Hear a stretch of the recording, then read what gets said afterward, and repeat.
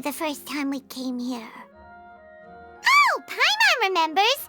Nahita's consciousness had been trapped by the doctor, but we followed the clues she left behind to help her. So much time has already passed since then, and it seems Sumeru's changing for the better now that Nahita's in charge, right? Paimon just hopes this peace will last a long time, and then Nahita won't have any more new problems to deal with. Yeah, guess you're right. We somehow always find ourselves right in the thick of it. Who knows what will happen next? Come to think of it, maybe it's all because of you. Maybe you're just a magnet for trouble. Huh? Me? Before Paimon ran into you, Paimon never ran into any trouble.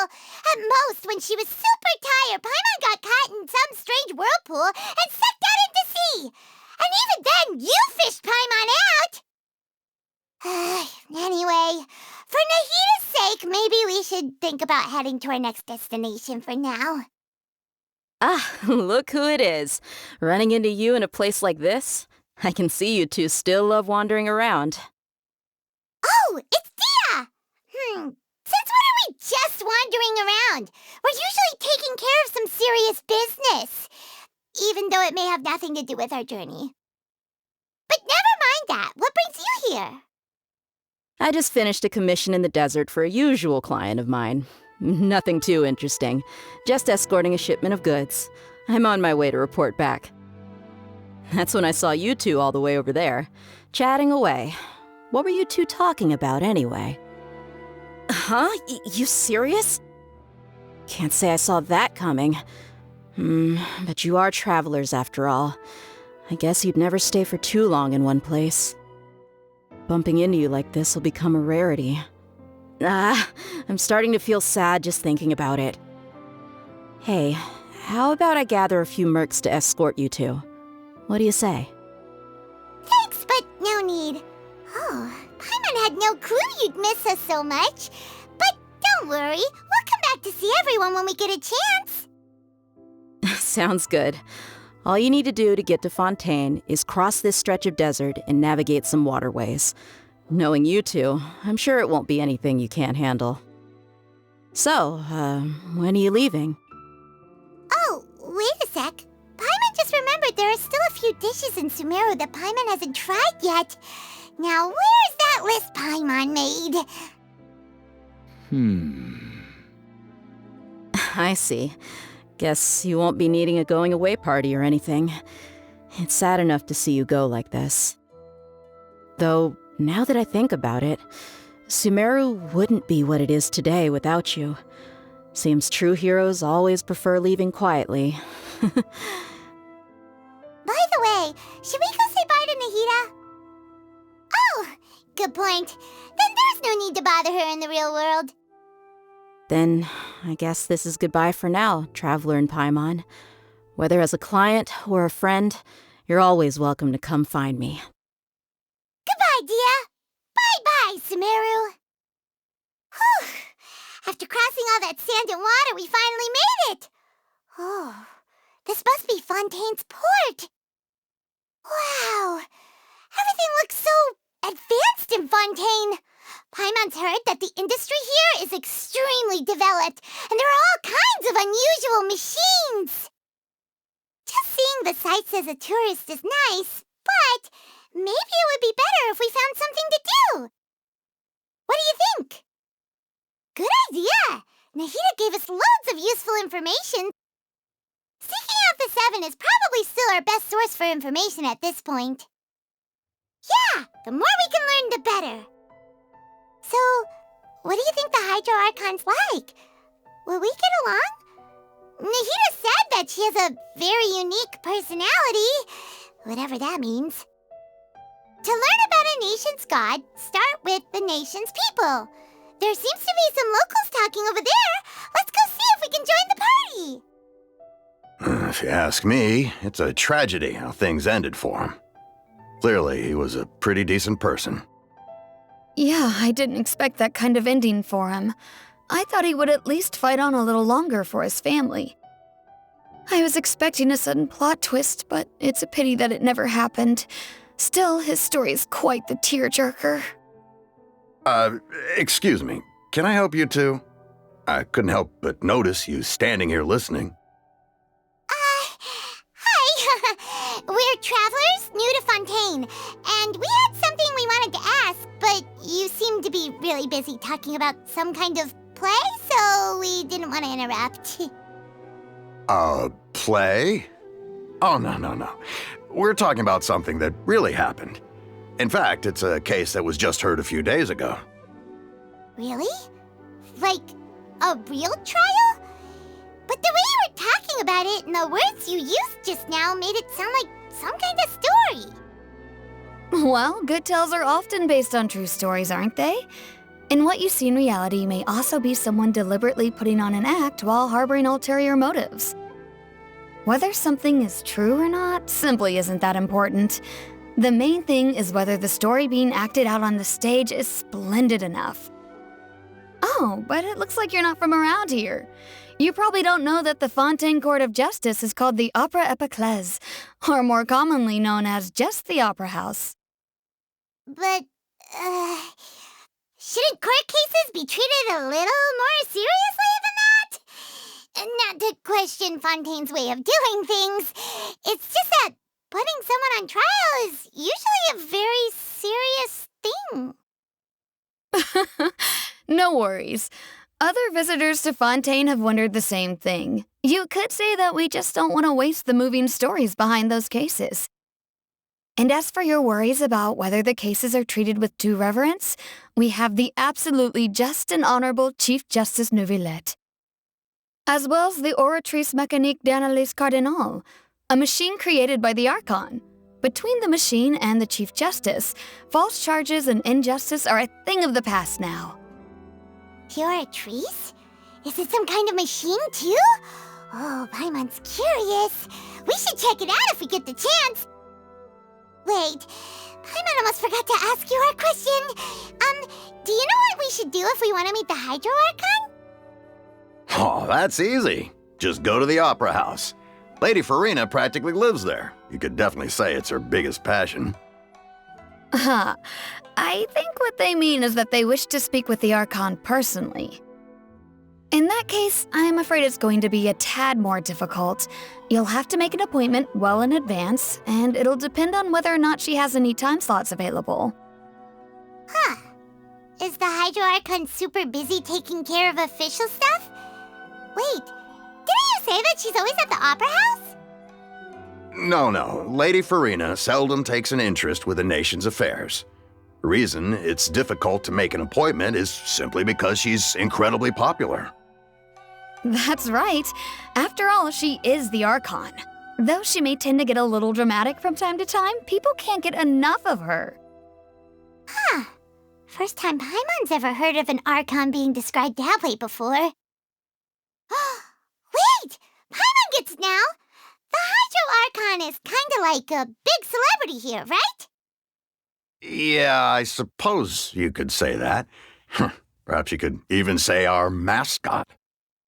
Hang on. This is still Fontaine's Archon you're talking about. You should show some more respect. Yes, you're right. I guess I should at least try to be a little more respectful in front of visitors. Otherwise, I might get arrested and find myself face to face with Monsieur Neuvillette. Come on. Sure, there's a lot of laws here, but nobody's going to be arrested for saying something disrespectful about the Hydro Archon. All right, I think we get it. Thank you! At least we now know that we can find the Hydro Archon at the Opera House. But who knows how long making an appointment will take?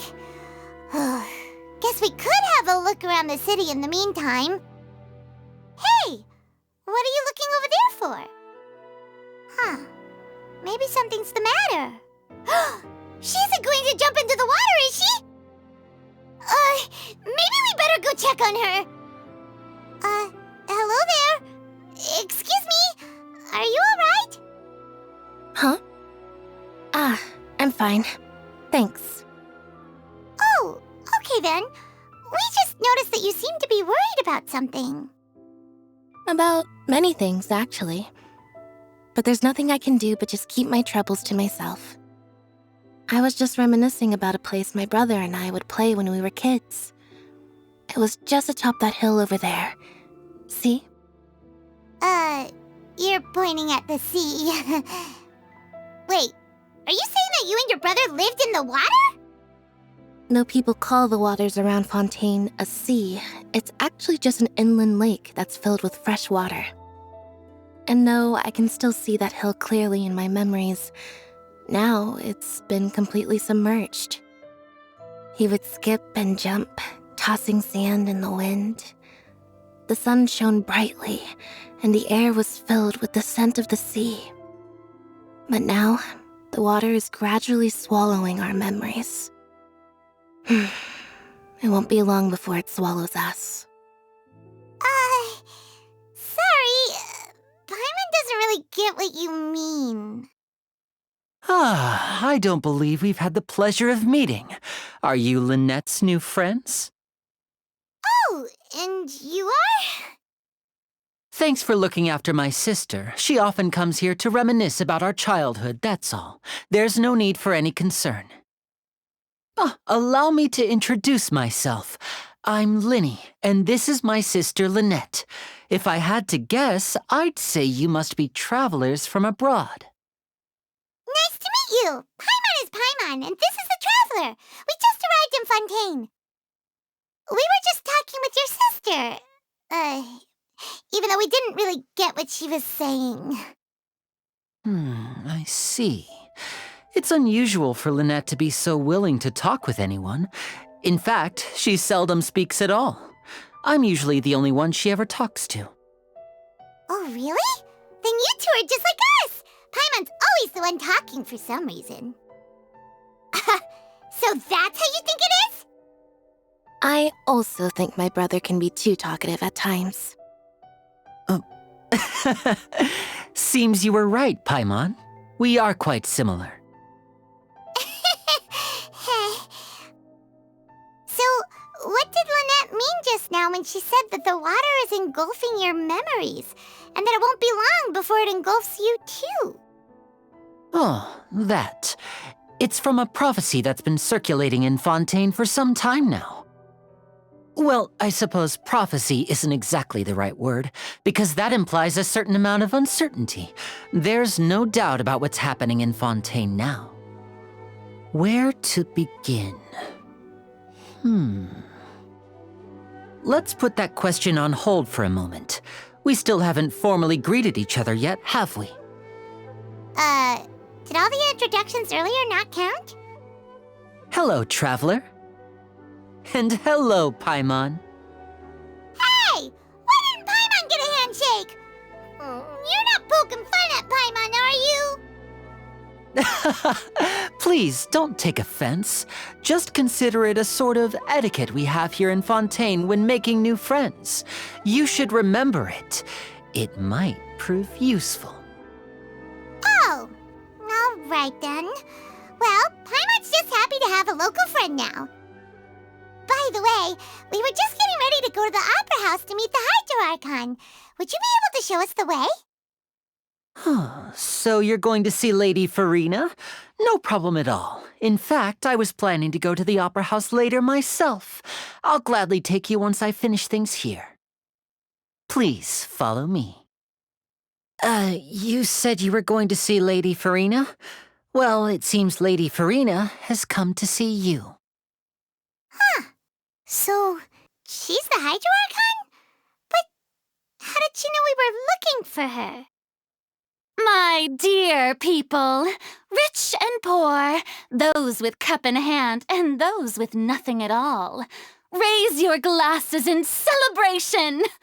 If you don't have one, then just raise your hand in lieu. As you can all see, 2 unfamiliar travelers have arrived in our nation. Come, let us make a toast in honor of this traveler and her companion who have journeyed here from distant lands. Is she talking about us? I've long heard of the turmoil and chaos you've left in your wake as you visited other nations, but I welcome you nevertheless. No, I have come to receive you personally. is for insignificant cowards. I am a god, and I will never entertain the notion of such meaningless wariness. You can be rest assured, I see clearly your sincerity. Of course, seeking an audience with me is the most sensible thing to do. It will allow you to truly behold my power and witness my authority. Intelligent people always gather under the correct banner. I, Focalor, hereby welcome you to the nation of Hydro and acknowledge the value and significance of your trip. Now, you may rejoice in this. Yeah, Paimon still can't believe it.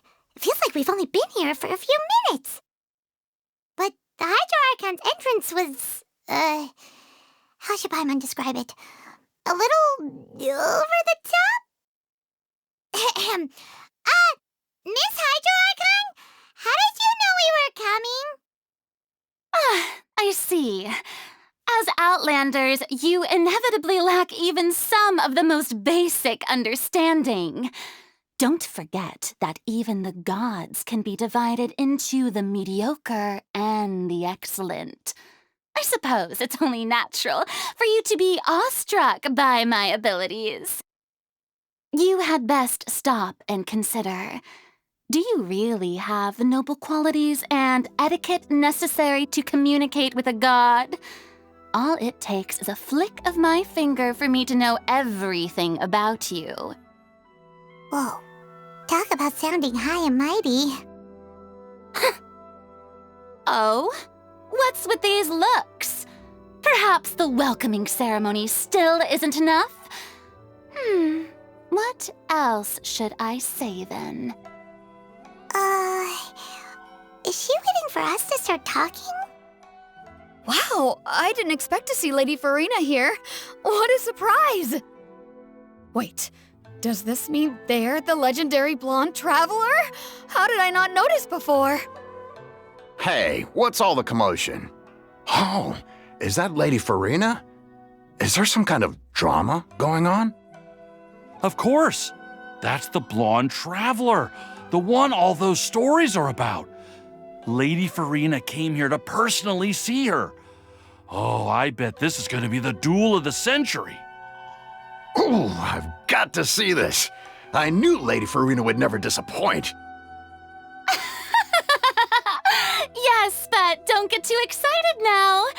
My dear believers and spectators alike tend to get quite rowdy, and despite the noise, I've come to tolerate all their ruckus.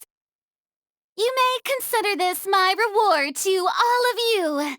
I have determined that there will be an epic duel between myself and this traveler from another land, just as you were hoping to see. Now she wants to fight? Aren't we getting a little ahead of ourselves? Are you not afraid? Might I remind you that this is a duel against the divine? What are you trying to do, traveler? Provoking a god in front of her people? Stand down, Clorend. I admire her bravery. Few have the courage to draw their sword against a god. She is obviously a true warrior. Unfortunately, people nowadays only crave to be thrilled, and a mere duel will not slake their thirst for excitement. Oh, yeah, she's right. Just a duel wouldn't be all that interesting. On Araneus, criminals are always requesting duels to defend their honor. They're getting a bit old, to tell the truth. You see. Then, as the god of justice, I shall face this traveler in another kind of duel. A duel in court! Whoa, all right! Now that'll be worth seeing! Right. This is Fontaine, after all. With such a grand opera house, it would be a pity not to use it. Why do you care so much about the crowd's reactions? Seems you've spent a little too much time in the opera house. Besides, how exactly do you plan to have a duel in court? You mean you're going to put us on trial? Oh, we have reason to put you on trial. It's obvious, isn't it? According to Fontaine law, no one is permitted to release any flying objects within Fontaine city limits during the first 3 days of each month. You are clearly guilty of violating this law, no? Oh, so that's what they've done wrong. That's our Lady Farina. No one knows the laws of Fontaine like she does. You call that obvious? What kind of law is that? Wait, flying object? You mean Paimon? Precisely! Now, if you two have no objections, then in the name of the Hydro Archon, I order your arrest. My apologies, Lady Farina. I don't mean to spoil the fun, but if you would allow me to interject, I don't think that Paimon here meets the definition of a flying object. You tell her, Linny! Finally someone who's not crazy. How could anyone call Paimon a flying object? Ah, great magician Linny, my beloved citizen. I'll permit you to object, but how exactly do you plan to prove your claim? As a magician who just rained on your parade, I naturally should shoulder the responsibility of saving the show. So, with such an audience gathered here, allow me to perform a trick for everyone. Ta-da! What's that on Paimon's back? Hey, when did Linny do that? There. As you can all clearly see, Paimon should be classified as, well, something like a balloon. This rope has been in the traveler's hand all along. It was just that no one could see it before. Huh? You call that magic? You've got to be joking. I thought it was pretty good. Nice one. Huh. I'm not sure what to think. It seems Lady Farina's charges no longer hold water.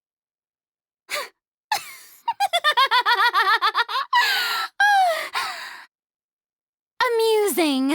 Very amusing, Linny. Just the sort of unexpected twist that I enjoy.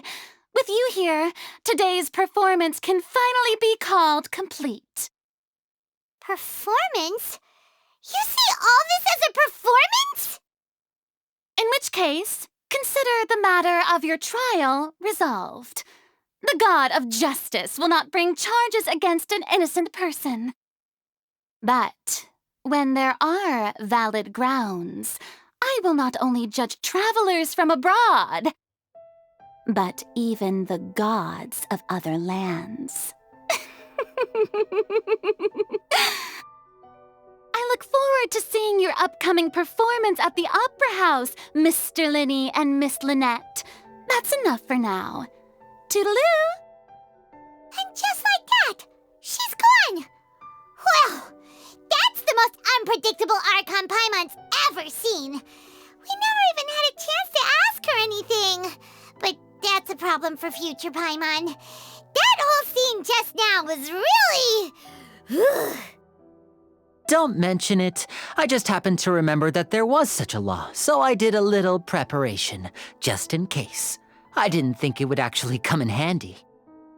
So, now do you see what kind of god Lady Farina is? She can be a bit confusing at times, but she is still amenable to reason. Anyway, Paimon had no idea you were a magician, Linny. It sounded like you'll be performing at the Opera House, right? I just know a few simple tricks I use to make a living. Lynette is my assistant. It will actually be my first time performing on the most prestigious stage in Fontaine, the Opera House. But isn't the Opera House where criminal trials are held in Fontaine? When there are no public trials being held, the Opera House hosts a variety of other performances. To the people of Fontaine, the line between a trial and a performance can be a little blurred. And speaking of performances, I would be remiss to forego this opportunity gifted by fate. Might I invite the two of you to see my performance? My brother's always excited to make new friends. Oh, sure. We don't really have anything to do now, and we wanted to go to the Opera House anyway. Splendid. In that case, why don't we go together? I'll show you the way. I just have something to take care of first. You really mean it? Then I'll take you up on your offer. This is a magical item known as a magic pocket. Perhaps you can help me distribute them to the people here. Huh? What are they going to use it for? About that, You asked me before about the prophecy, right? Let me start by telling you a little more about what it entails. I'm not sure exactly when it began, but a prophecy has been circulating around Fontaine. It says that every person in Fontaine is born with sin. No matter how the nation of justice holds trial after trial, this sin cannot be absolved.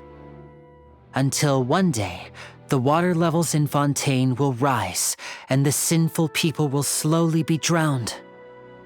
In the end, the people will all be dissolved into the waters, and only the Archon will remain, weeping on her throne. Only then will the sins of the people of Fontaine be washed away. That sounds pretty gloomy. Why are people in Fontaine born with sin? What is that supposed to mean? There are lots of guesses. Some say that the ancestors of Fontaine stole the power of the seas and stirred its wrath. Others say that the people of Fontaine never heeded the first Archon's warnings and offended Celestia. But here in Fontaine, evidence is what matters. There hasn't been concrete evidence for any of these claims, so they can only be regarded as conjecture. If even the people in Fontaine don't know what sin they committed, wouldn't it be better just to ignore the prophecy completely? Why bother feeling guilty all the time? That's exactly what the people did at first. But in the last few years, the water levels in Fontaine have actually started rising. Many places have already been completely submerged, and now lie beneath the sea. Many people carry on with their lives as before and shrug it off as a natural phenomenon. But my family and I think that the people of Fontaine shouldn't ignore the possibility, which would end up sentencing them to death. We hope that at least the people who reside near the waterfront can move away before it's too late. So we've started distributing magic pockets to them. As a magical item, these magic pockets have astonishing capacity. I'm sure they will come in handy when people are moving their belongings. Oh, Paimon gets it! It's like preparing for a rainy day! But this is more than a bit of rain. Perhaps only absolute power could ever contend with such a catastrophe. But who knows? We're just tiny specks in the grand scheme of things. Now, if you'd like to help, then please give these magic pockets to anyone nearby. Be sure to convince them to take it, regardless of what they say. So you're the blonde traveler that everyone's been talking about.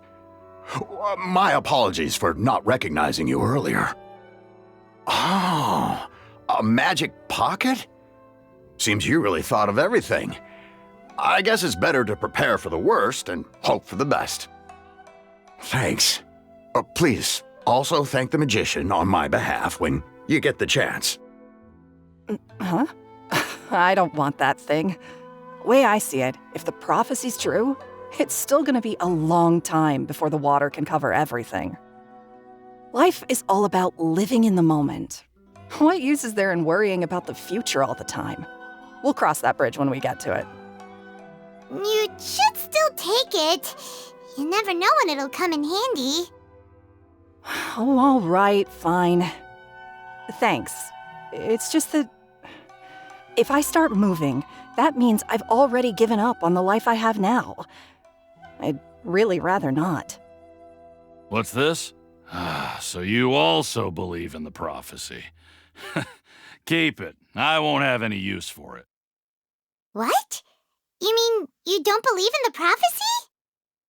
No, I believe in the prophecy. But I also believe in another story. The story says that people once lived in the ocean. They were one with the ocean and couldn't live apart from it. But as time wore on, people desired to live on land and developed blood vessels, encapsulating the sea within their bodies. Thus could people set foot on land. So, if you ask me, when the water rises and takes us all, it'll be like we're going home. Oh, we hadn't heard that one before. But people can't live underwater. They'll die. You should probably still take it. All right, I'll take it. I guess I just feel that being dissolved into the water doesn't necessarily mean death. Oh? You already handed out all of the magic pockets? That was fast. So, what did people have to say? I bet you heard some, interesting opinions. Yes, but that will change once disaster strikes. I know they'll change their minds, so it's only right to help them prepare. Is there anything else you need to do before we leave? Yes, one last thing. I have the magic pockets made by a workshop in the court of Fontaine. Since we're out and about, I was thinking about bringing him some more materials. So, you want to collect materials? Just tell us what the materials look like and we'll help. Many hands make light work. Oh, that would be much appreciated. We'll need some Romaritime flowers. I remember seeing them near the waterfront on the east side of the harbor. You made quick work of that. I can tell you're an experienced traveler. I've also finished collecting a few here. Maybe next time you'll feel like helping too, Lynette. No way. I'm in power-saving mode today. Otherwise, I fear I may not have any energy left for the performance at the Opera House. Fine. Though the performance is still a long way off. Now that we're finished here, we should get ready to head back to the court of Fontaine. So, we're going to the court of Fontaine before we head to the Opera House? Good. Paimon wants a tour of Fontaine's largest city and try... Wait, shh. Have you noticed that person over there? The young girl. Huh?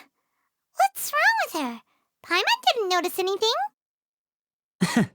She's obviously a thief. Magicians and thieves practice similar methods. We divert attention, and a distracted audience is one that won't discover what you're really doing. Watch her movements carefully. Oh, he's right! Shh, keep your voice down. We need to think of a way to catch her, but it seems she's very alert. Perhaps we should split up. You two can ride the lift over there and wait up top. I bet that'll be her escape route if she tries to run. All right, let's go. This is the spot where Linny wanted us to wait. Oh, look! Isn't that her? Oh no, did she notice us? She started running the other direction! What should we do? Should we chase her? You're right. She might also be trying to lure us away. Nothing's happened for a while now. Paimon wonders if Linny caught the thief. Yeah, let's go. Are you sure that's all she took? You should check to make sure you're not missing anything else. No, that was all. Oh, I can't thank you enough. I didn't notice a thing earlier. Anyway, I should be going now. Thanks again. Oh, were you returning what the thief had stolen? That's right. Pity I wasn't able to catch her. She distracted me by dropping the thing she stole on the ground. By the time I looked back, she was already gone. I saw the general direction she went, but Linny twisted his ankle, and I needed to make sure he was okay. Oh, did you get hurt, Linny? I'll be all right. It's just a twisted ankle, that's all. In fact, it's feeling better already. If you want to play at being a hero, at least try not to get hurt doing it. Imagine what would happen if you managed to derail our performance as a result. You're right. Sorry, Lynette. I have to admit that the thief was even more skilled than I had anticipated. But at least we were able to get the stolen items back, so it wasn't a complete failure. What a slippery little thief! Guess things turned out all right in the end, though. Lenny's initiative paid off! All right, let's put this little detour behind us. We should go to the court of Fontaine now. So, we ride this thing to go into the city?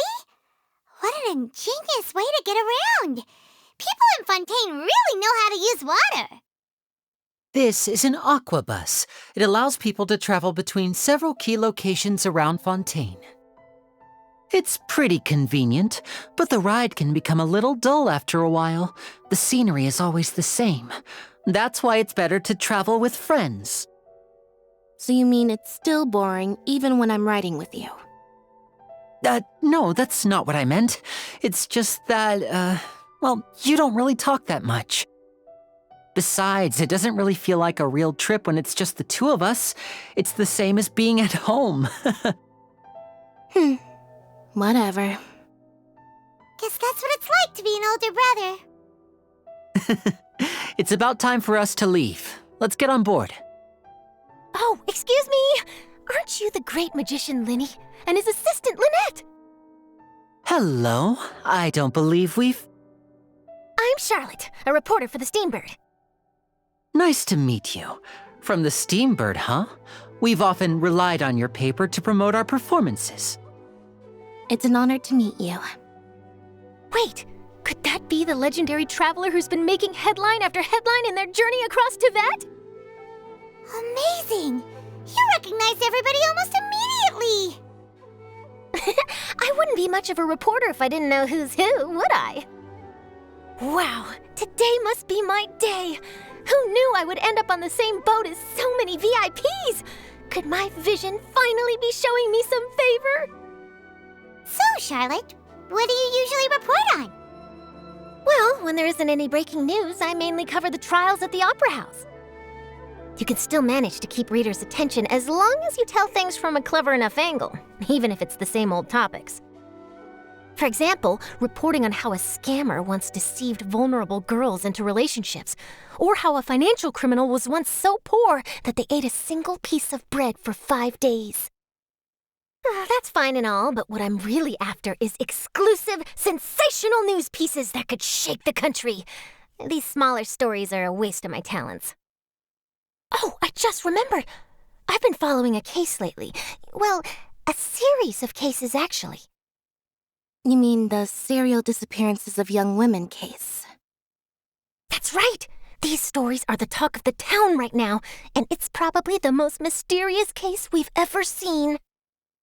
If I'm the first with a draft ready to publish when the case is finally cracked, and it's the headline story in the Steambird, oh, when that happens, I bet all the other reporters will shed tears of envy.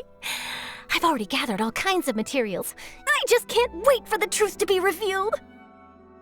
So, what is the serial disappearances of young women case? You mean the culprit hasn't been found? That's right. The first missing girl case happened almost 20 years ago. And ever since, after a period of time, another girl disappears. What the cases have in common is that the girls are all of a similar age, and that they've all vanished without a trace. But the scariest part is that to this day, none of the girls have ever been found.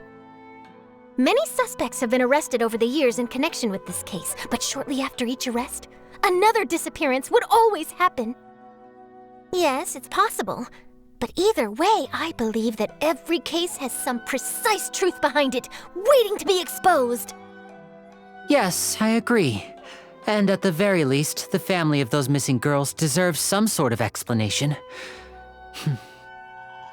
I just imagined for a second what I would do if Lynette were to suddenly disappear. I'd pay any price to get her back, and then find a way to track down the culprit. Please don't imagine that, Linny. Hey, we're almost there! Look! Well, I really enjoyed chatting with you. Life should be full of pleasant little surprises like this. Yeah, us as know. The ride went by too quickly. Oh, I have an interview to get to. I should get going before I'm late. Okay, Paimon hopes we can chat again soon, Charlotte. See ya! Bye now. Oh, be sure to stop by and see me at the Steambird when you have time. What a tough job. Always running around and interviewing everyone. Well, where should we go now? If you don't mind, how about we stop by my home first? Besides, I still have all the materials we collected. Sure, we wouldn't mind at all. This city is so huge, Paimon wouldn't know where to start anyway.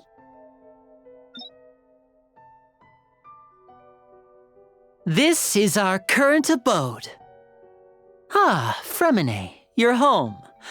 Where did everyone else go? I have some new friends that I would like to introduce. Oh, they all just went out a moment ago. I see. Everyone is getting busier now that Father will be returning soon. I suppose that can't be helped. Allow me to introduce you to my little brother, Fremine. He is a phenomenal diver. Hello. Nice to meet you. Paimon is Paimon, and this is the Traveler.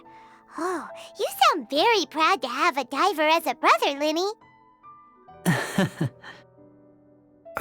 Linny, could you come here for a moment? What is it, Fremine? Do you have something to tell me? Okay, I see. Is everything all right? Oh, it's nothing. We were just discussing a little housework. Sorry for the interruption. Oh, before I forget, the Traveler and I collected more materials to make magic pockets. Were you able to get any, Fremine?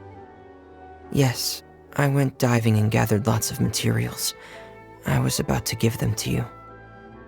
That's our Fremine, always quick with the underwater work. All right, I'll take these to the workshop. Looks like rain.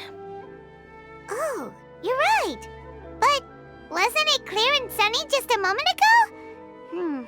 Fontaine's weather sure is weird. I'm afraid that's just how it is here. It often rains on days where there are trials being held in the Opera House, but don't worry, it'll clear up soon enough. What's wrong, Fremine? There's a legend about the rain that I tend to believe. It's said that a dragon of water once resided in Fontaine. Though we don't know where the dragon went, every time it weeps, the skies will cloud up and pour out rain. When I was a child, my mother told me that if I wanted to go outside and play, I should yell toward the sky at the top of my lungs. Hydro Dragon! Hydro Dragon! Don't cry! If it's an elemental dragon, then having the power to make it rain wouldn't be very unusual. Let Paimon try something. Hydro Dragon, don't cry!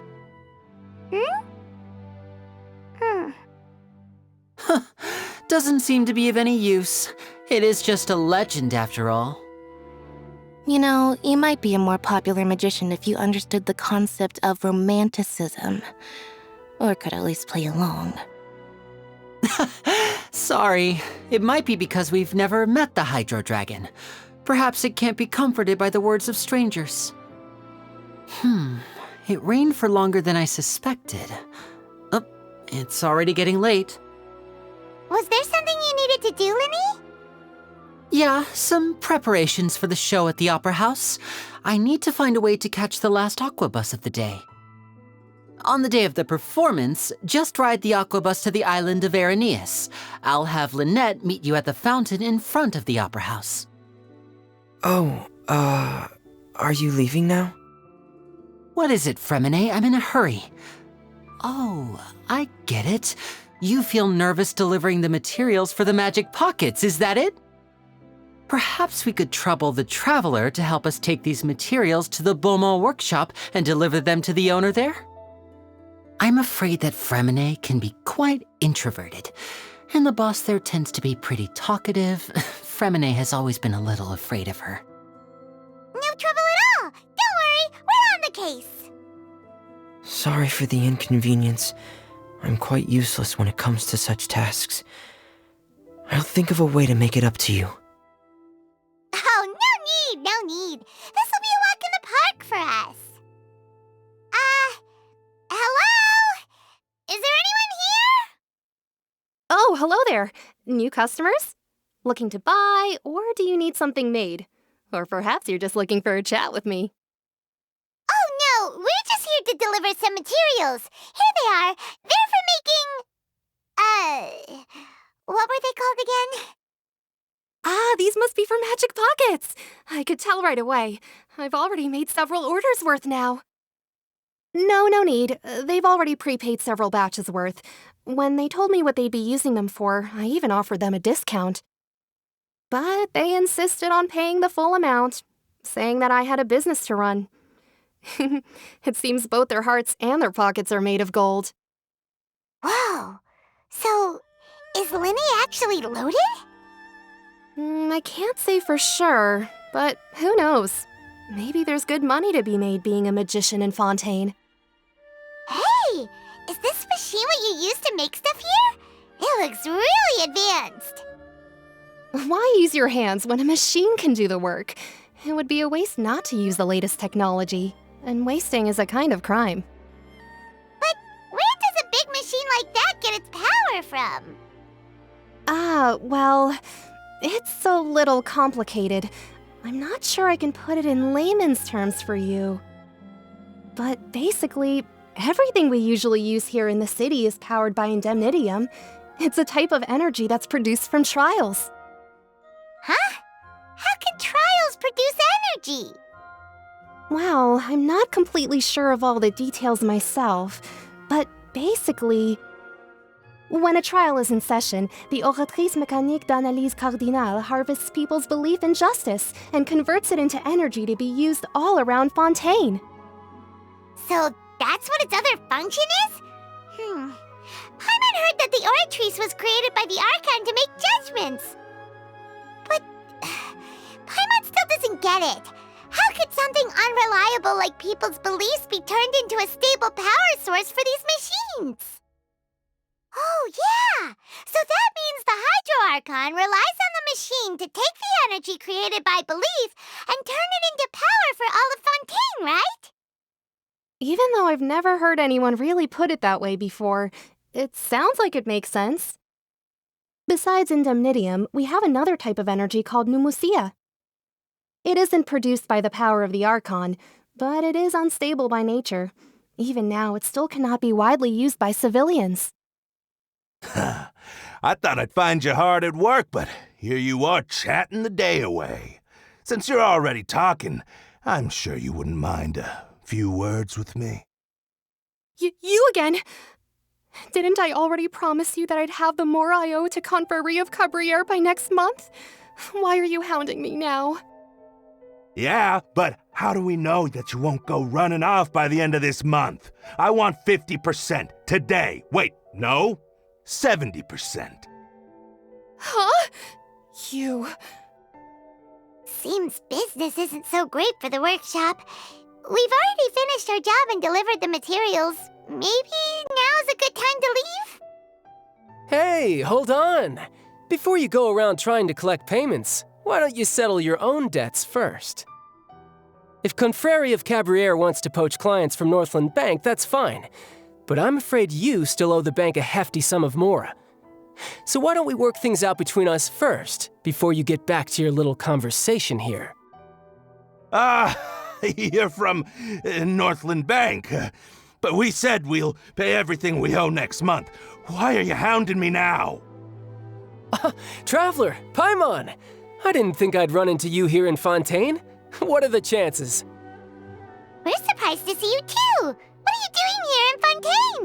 You didn't want to stay in Snezhnaya? Long story short, I've already been in Fontaine for some time now, and honestly, things have been pretty boring. But it seems that fate brought our paths together today. Not only will I have some good friends here now, but ones who always seem to find trouble. Either way you look at it, it seems things are going to get a lot more interesting now. Pretty sure we'd want to avoid anything that you'd find interesting. Besides, our trip here has gone pretty well so far, right, Traveler? Hey, you, Northland Bank boy. Aren't you forgetting something? Don't interrupt. It's not often I run into the Traveler like this. Why don't you wait for me over there for a while? You kidding? Aren't you the one looking for us? You really expect us to sit and twiddle our thumbs while you catch up with your friends? Listen to me, boy. If you want your Mora, fine. Why don't you come and take it? Hey, I just said not to interrupt. Oh, by the way, Traveler, the last time I took Tonya and Tusser ice fishing, Tusser said, "Hey, that's way over the line! All right, boys, let's see who has to pay up now!" Can you at least let me finish one sentence? Fine, though the bank told me not to get rough with our clients. You're the ones who started it. This is an act of self-defense. You two will have to be my witnesses, okay? I'm sure this won't take long. What's your deal, Brad? How are you so strong if you're just a staffer from Snezhnaya's Northland Bank? Wait, don't tell me you're... Oh, now you notice. It's a little late, don't you think? Just make sure you understand that you don't mess with Northland Bank. Got it? Huh? Now's my chance! Huh. That was weird. I'm not sure. It's as if I suddenly lost control of my hydro powers when I needed them. Maybe there's something wrong with my vision? Strange. How could that happen? First time Paimon's ever heard of someone losing control of their vision. Never mind. It doesn't matter. If I want to stay sharp, I shouldn't be relying too much on my vision anyway. Besides, I always have my delusion in case I need it. So what are you doing in Fontaine, child? I don't see its work for Northland Bank. Well, I guess it's because I've been in a bad mood lately. Huh? What kind of reason is that? Wait, since when do you feel down about anything? I don't know. Maybe I still have a lot to learn about myself. But recently, there seems to be some sort of restless power stirring inside of me. And I don't know why, but every now and then I feel like I'm in a terrible mood. Maybe you losing control of your vision just now is connected with that power you're feeling inside. That is a possibility. I can't remember if I ever mentioned it before, but when I was 14, I fell into some unknown abyss. It was during that time I learned nearly all of my abilities. The one who took me under her wing and taught me was named Skirk. She was always quiet and very mysterious. Nobody knew where she came from or what she had been through, and she was always very strict when teaching me combat techniques. One time, I asked her why she was willing to take me on as an apprentice. From what I could make of her answer, it was because I had awakened it, and traces of it remained on me. She said that all my combat training would be useful in the future. But what is it? What did you awaken? She never explained that, but my guess is that it's related to a dream I saw when I had just fallen into that abyss. In my dream, I was in the deepest depths of the sea, and the boundless seabed was all around me. But in front of me appeared a whale that was so massive, I felt like I couldn't breathe. A whale? Oh, that sounds familiar! When we fought against you before, you summoned a huge whale that seemed to leap at us. Is that the one? That's just an abstract form of a whale that I create using my elemental powers. It takes that shape because the scene I dreamt of the whale has always been stuck in my mind. I'll never forget it. So you used the whale as inspiration for one of your moves? Huh. Seems a little twisted to Paimon. So why don't you just go ask your master? Maybe she knows the answer. You make it sound so easy. Ever since the incident I experienced there, I've never stopped searching for Master Skirk and that unknown abyss. But it's been years now, and I've still found nothing. There isn't even a trace of the place where I remember falling into the abyss. Oh, it sounds like some kind of ghost story. Yeah, I'm out of leads at this point, but there's nothing more I can do. It seems that strange encounters in this world tend to be elusive like that. Oh, seems the time really flies when I'm talking with you. I just remembered I have somewhere else I need to be, so I should get going. What? More work for the Northland Bank? And no, it's more of a personal appointment. Lately, I've been sparring with some of Fontaine's official champion duelists whenever I'm feeling bored. Official champion duelists? You mean it's their job to duel? Yep, in Fontaine, before a criminal goes to court, they're given one chance to defend their honor by requesting a duel with an official champion duelist. The champion duelists are all-powerful fighters selected from among the nation's best, and the duel itself is a no-holds-barred fight with no specified stopping point. So engaging in such a duel is regarded as a symbol of defending your honor. If a criminal manages to win the duel, they'll be acquitted. But if they lose, they'll have no choice but to stand trial. And the worst-case scenario is that you're simply killed in the duel. Though it's rumored that Fontaine has a death penalty, from what I can tell, no one has ever been officially sentenced to death.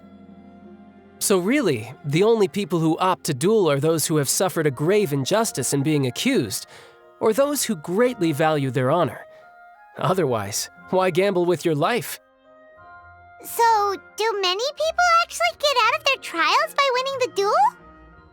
Apparently, it's exceedingly rare for anyone to actually win.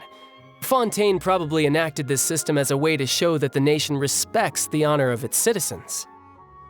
Besides, none of the champion duelists are to be trifled with, which is exactly why I was itching to face them as soon as I got to Fontaine. Apparently, the one I'm meeting today, Clorinde, is the strongest of the champion duelists. I had been asking her for some time before she finally agreed to face me today. Well, that's child for ya. Paimon feels like we heard that name somewhere before. Clorinde. Huh. Oh, before I forget, I want you to have this. Huh? Your vision? You're seriously just giving it away? I'm just worried that it could become uncontrollable again. I'd be pretty upset if it got in the way of my duel, so I think I'll be better off without it for now. Besides, I just need you to hold on to it for a short while. I'll come retrieve it when I have some time later. Paimon knows what you're up to. You just want an excuse to come talk to us again, don't you? Whatever gave you that idea? I'll be in touch later. That sneaky guy. He said he's been feeling down lately, but he seemed the same as ever to Paimon. Well, seems we don't have much to do for now. We might as well walk around and see the city before Lenny's performance. Wow! Who could have seen that coming? The reporter who was barely around for most of the story was the murderer all along! Sorry. Paimon was just surprised, that's all. Whew. Paimon never saw that twist coming. The murder mystery novels here are amazing! The whodunits here in Fontaine are a lot different than the light novels you see from Yai Publishing House. Both have their merits, but Paimon thinks this style of novels are more, well, novel. It's so exciting to reach the moment when the mystery is uncovered, especially in the one Paimon was just reading. You should buy a copy and read it too. Oh, sorry about that. Paimon will be more careful next time. Hey, shouldn't we be heading to the Opera House to see Linny's performance soon? It's almost time for the show to start, so we should get going. Whoa, now this is fancy! The Opera Epiclese. What a place to hold a performance! No wonder Linny and Lynette were looking forward to it. Huh, looks like there's a lot of people standing around the fountain up ahead. Oh, Archon, please bless us with a bright and healthy child. We pray. I don't know why you always feel the need to ask so much. I'll be happy as long as our child is healthy and lives a peaceful life. I guess if they're our kid, then there's no doubt they'll turn out smart. Maybe this is one of the customs in Fontaine. There sure are a lot of couples here. Vache. What's wrong? Vache. Vache. No, Paimon didn't say anything. Are you hearing things? Welcome to the Fountain of Lucine. All the water flowing through Fontaine converges here. It's customary for newlyweds to come here and wish for children. Lynette! You scared Paimon! When did you get here? Lenny asked me to wait here for you, remember? Right. What do you mean? There are a lot of people here right now. Hey, you're not trying to scare Paimon, are you? Besides, it's the middle of the day. It's not the time for eerie things. I see. I might be able to tell you something that could help explain the voice you heard. In fact, you might not be imagining things at all. I suspect that what you heard is a result of your hypersensitivity to the hydro element. Others in my family have had similar experiences. It's because of her sensitivity to the hydro element? But what would hearing a voice have to do with elemental power? When do you cry, Paimon? Wait, what? What does that have to do with anything? Just answer me. When do you cry? When Paimon's really sad?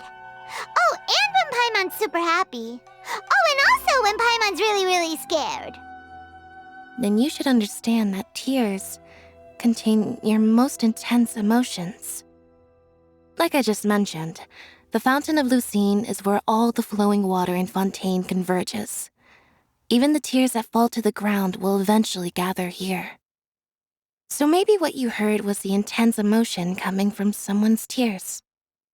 So, what did the voice say? If you were hearing their emotions, then Paimon wonders what happened to them. Rather than worrying about them, we should worry about my brother first. Don't let that calm look of his fool you. He tends to get pretty nervous just before a performance. So chatting with Lenny might help him relax a little before he goes on stage. Oh, right. That makes sense. Let's go in and see Lenny. Ah, Traveler and Paimon. Good to see you. I knew you two would come. Are you kidding? We wouldn't miss it for the world. We've been looking forward to it. I can tell, judging by how early you've arrived. But you're actually right on time. The audience still hasn't started entering the venue yet, which means now is the perfect chance for us to take you to the best seats in the house. Wait just a moment, I'll fetch the tickets. The Opera House has assigned seating, so you always have to make reservations. I've already reserved your seats, and here are your tickets. Ooh, front row seats! Thanks, Lenny! Don't mention it. There's no need to keep thanking me. Hey, Lenny! Could you come over here and take a look at this? Oh, I'll be right there. Seems there's an issue with the stage props over there. That's Cal, my assistant, calling me. I'll go lend him a hand. Yeah, we'll just go to our seats. You go ahead, Lenny. Oh, these should be our seats. Come on, let's sit down.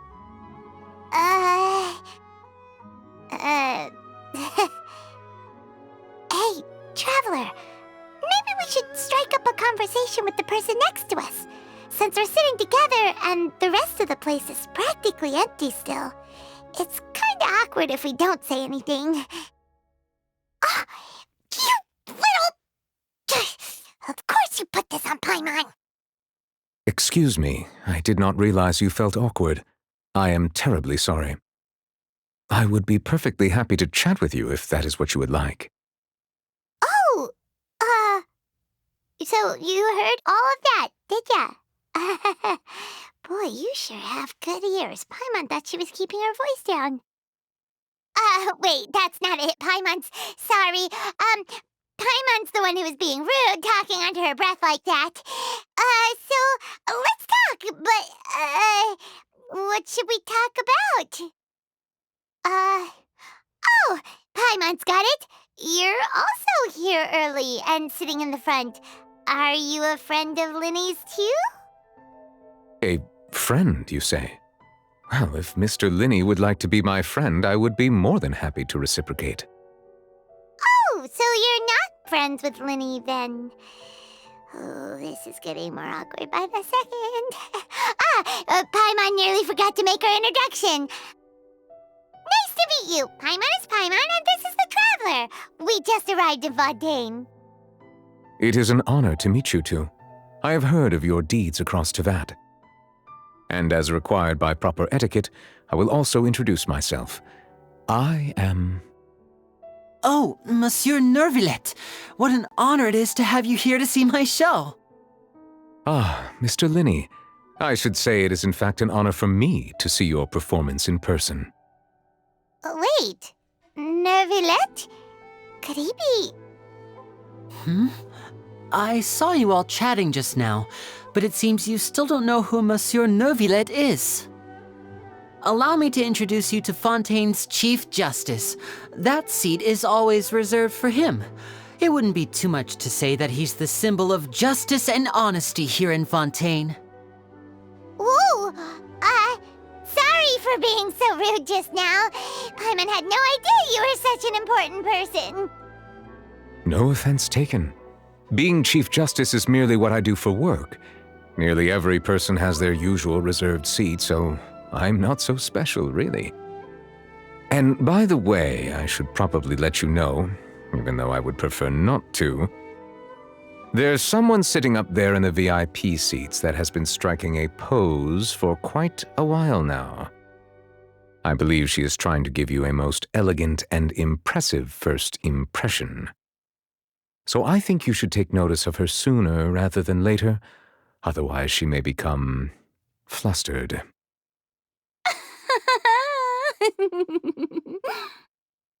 Huh? Oh, it's Farina, the Hydro Archon. Huh. She sure has a smug and satisfied look on her face. Guess she has no idea that you saw right through her act. Very good. That is for the best. No need to pay her any more attention. We may now enjoy the show. Huh? So is this what things are like between the Chief Justice and the Hydro Archon? All right, please wait just a moment longer. I've pretty much finished my preparations and the performance will start as soon as the audience has made their way to their seats. Yay! The show's finally about to start! Paimon can hardly wait! Paimon's never seen a real live magic show before! Ooh, they're dimming the lights! The show must be starting! Sorry. Paimon will try to stay quiet. Welcome, one and all, to the Opera Epiclese. I am the star of today's show, Linny. And over here is my sister, Lynette, who will be working as my wonderful assistant. Please, let's give her a warm welcome. Hello, everyone. I know she may seem to be a little sleepy right now, but that's just a sign that she's nervous. Whatever. Now, some of you may be thinking, two vision holders who can freely manipulate elemental powers performing magic is not true magic at all. So, I would like to take a moment to assure you that elemental powers will have nothing to do with what you will witness on the stage today. Both Lynette and myself have removed our visions for the show. That way, even the gods won't be able to help us. Oh, good point. That's what makes the show real magic. Now, without further ado, let the show begin. Lynette will now exit the stage to make some preparations. I know you might miss her, but don't worry. She'll be coming right back on stage momentarily. Perhaps in an unexpected way. I'm sure she'll be stealing the spotlight soon enough. Oh, and before I forget, there's one more thing I should say. You never know what can happen in the blink of an eye. Whoa! What in the world just happened? How did he do that? Paimon didn't see him do anything! Wasn't Lynette inside the water tank? How did she disappear and then reappear out of nowhere? If we could see easily through his tricks, then that would mean that his skills are still lacking. To appreciate magic, you should focus on the show happening on stage, rather than getting caught up in trying to see that which has bbeen intentionally hidden. Guess you're right. Paimon couldn't believe her eyes when Lynette reappeared. Amazing! Thank you everyone. I'm glad you enjoyed that performance. But our magical journey has only just begun. I've prepared even more astonishing surprises for everyone here. The magic of transformation and disappearance can go far beyond what you've just seen. I'm sure many of you are thinking that escaping the water tank was impressive enough, but Lynette is still my assistant after all. In which case, I have ample time to make all necessary preparations. So, for my next trick, I will require the participation of one lucky audience member. Please, if my assistants could bring out the magical boxes now. There are 2 boxes and only 2 boxes. One is here and one is there in the aisle among the audience. I'm sure many of our clever audience members have already guessed our next magic trick. A swap! Our lucky audience member and I will each enter a magic box. After 1 minute, we will each emerge from the opposite box. Now please, everyone pay very close attention to the box you see here. Don't give me any chance to make a move. Wow! How's he gonna do this? Hey, do you think this is all magic tricks, or does Lenny have actual superpowers? The lucky audience member will be generated by this random number selector. It selects numbers entirely at random. Even I don't know who will be chosen to participate. Now then, let's begin. Let me see. Row 7, seat 3. Congratulations! You now have the chance to experience magic firsthand for an entire minute. Please, come forward. My assistant will take you beside the magic box. I'm sorry, it might be a little cramped inside, but no need to feel nervous. We've carefully arranged everything for you to be as comfortable as possible. You don't need to do anything, but no matter what strange things may happen, don't come out of the box. If the magic is interrupted, who knows where you might end up? You might even find yourself in the Fortress of Meropide. Oh, okay. All right. Before I enter the magic box, there is one more thing I need to ask the audience to do. Could you all give me a countdown? Like this. 60, 59, 58. Just keep counting down. You can go a little faster or slower if you like. I won't be able to see anything in the pitch black box, so I'll be relying on your voices to know when time is up. Oh, and no tricks now. If you quickly count from 60 in just 30 seconds, then I'll be in a tough spot. Ooh! Paimon kinda wants to count faster after hearing him say that! No, that won't do. I can see it in your eyes. You still can't be trusted. Let's practice together. Come on, repeat after me. 60, 59, 58. 60, 59, 58! That's right, perfect. Keep it going. All right, I'll see you all on the other side once you've finished counting. 54, 53, 52? Huh? Why aren't you counting, Nervalette? I am counting in my head. I think things are exciting enough in here as it is. Merely a consequence of my identity and personality. Do not worry about me. Just enjoy the show. Oh, all right. You looked so serious that Paimon thought you might be feeling uncomfortable or something. 40, 39, 38! Mr. Linney, are you all right in there? Is everything ready? Yes, I'm fine. I'm just double-checking the direction of the magic. It would be a disaster if we get sent to the wrong places. For example, midair right above the audience. Even though he's saying that, Lenny doesn't seem nervous at all. What was that noise? Did you hear it too? Not sure. Anyway, it doesn't seem like anyone's worried about it. 25! 24! 23! What's wrong, Mr. Linney? I can still hear you moving in there. I seem to have accidentally knocked over a decoration. I'm trying to fix it, but it's pitch black in here. I can't tell left from right. Never mind the decorations. There's no time for that. The show is what's important. No, that's unacceptable. I want my show to be perfect. Don't worry, we still have 20 seconds. Hear them counting? 19! 18! 17! It seems things aren't quite going as planned. I apologize, everyone. It feels like you're all starting to count faster, but that's all right. I know it can be tiring to do such a long countdown. 10 seconds and change is still plenty of time. Huh? Is this part of the show? Mr. Lenny, you're going to use magic to fix the stage now, right? What happened? Oh no. Maybe this isn't part of the show. The girl was still in that box, right? This performance is over. Medical staff with me. Guards, secure the scene and detain all the performers. Seal the exits. No one is allowed in or out at this time. Yes, that's right. If this was just an accident, then we must investigate the cause. But if this was all part of some scheme, then those accountable will not escape the judgment of the God of Justice! No need to be alarmed, you two.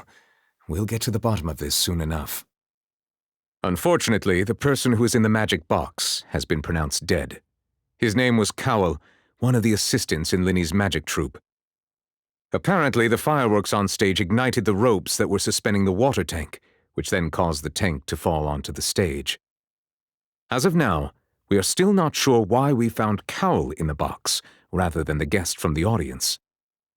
And after an initial search of the area, the guards have confirmed that the girl is nowhere to be found. It appears that this incident was not merely some mishap with the performance. And there are many indications that it is connected with the case of the serial disappearances of young women. The serial disappearances case? That's the case that Charlotte mentioned before! I know the truth. I can see through the whole thing. Really, using such a shallow and obvious mystery as his finale. Did he really underestimate us that badly? I say that our powerful magician, Mr. Linney, is now the prime suspect for the serial disappearances case. Huh? Why me? This whole thing was an accident. Oh, this all occurred during your magic show, did it not? The missing girl disappeared after being chosen, did she not? The deceased is one of your assistants, is he not? Now that I think about it, that whole speech about magicians making things disappear was nothing more than a provocation, a bald-faced challenge. That can't be right! How can Lenny do this? He was in the box on the stage the entire time! We can even hear his voice! Besides, before the show, he told us that he would like to catch the criminal behind the disappearances! He couldn't possibly mean catching himself! Save discussion for a later time, please. Lady Farina, may I assume that your comments just now constitute an accusation against Mr. Linney and his associates, and that you are pressing charges? Huh? I just think that I think it might be a little early to talk about formally pressing charges. But what Lady Farina said just now makes perfect sense. Looks like she's gonna personally deliver justice. A kidnapping and murder carried out under the cover of a magic show. Lady Farina said it all. I mean, of course, my people! But what excites me even more than the obvious truth before our eyes is the opponent I'll be facing. That's right. I mean you, Traveler. You'll support Linny, won't you? After all, he was the one who helped you the first time we met. Then there's no problem at all. You know, the Traveler and I already had a duel the first time we met. But with Linny's help, our little duel ended in a draw. But draws really are the most boring possible outcome. So, no more draws. Between the two of us, there must be a clear winner and loser. And what better place to hold such a riveting showdown and decide the true victor than here, on the grandest of stages, the Opera Epiclese!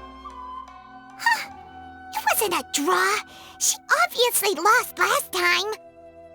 I understand. Charges have now been pressed, and as such, a trial is in order. Well, Traveler, seems Lady Farina has set you in her sights.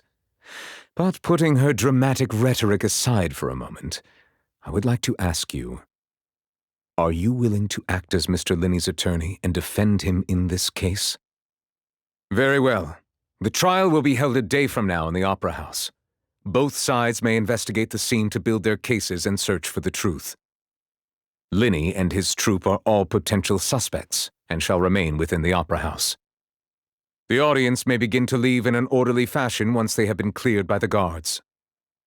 A day isn't that long. Let's see what kind of case this big-shot outlander can build in such a short amount of time. I'm really quite looking forward to hearing it.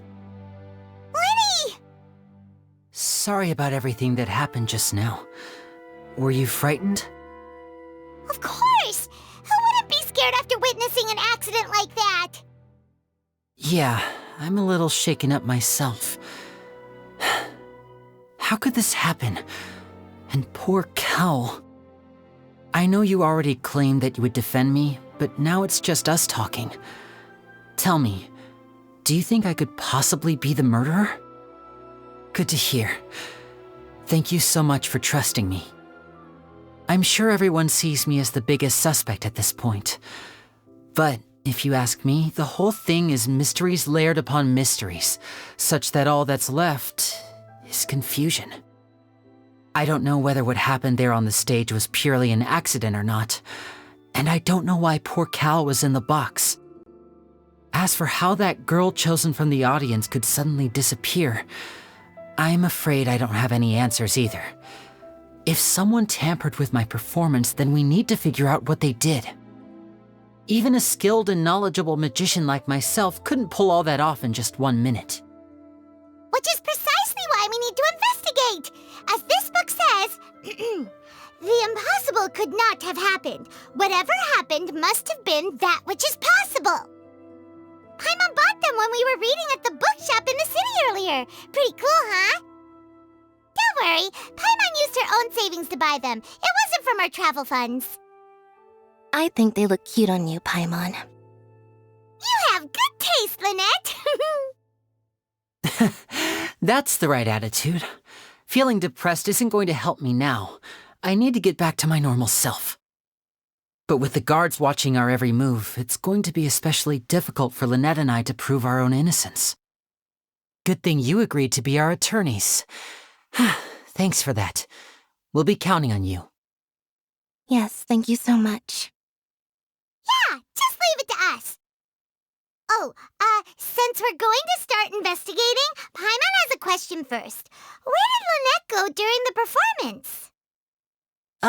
Well, I'm afraid that would involve some of our essential trade secrets as magicians.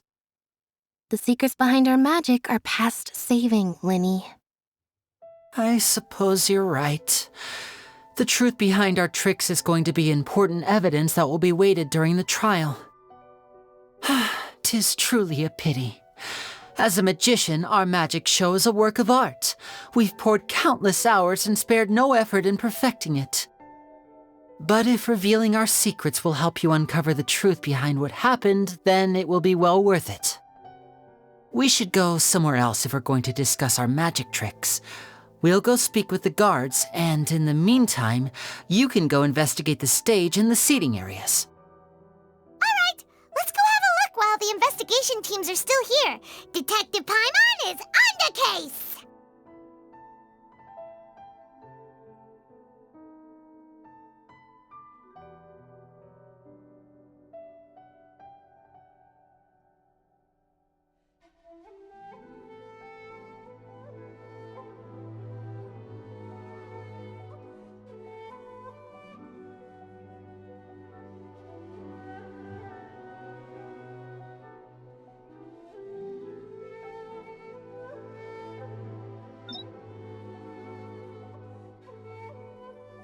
Hello, officer. How's the investigation going? I see. You must be the traveler that Lady Farina mentioned. Listen, I'll be perfectly honest with you. I'd avoid getting mixed up in this whirlpool of a mess if I were you. Huh?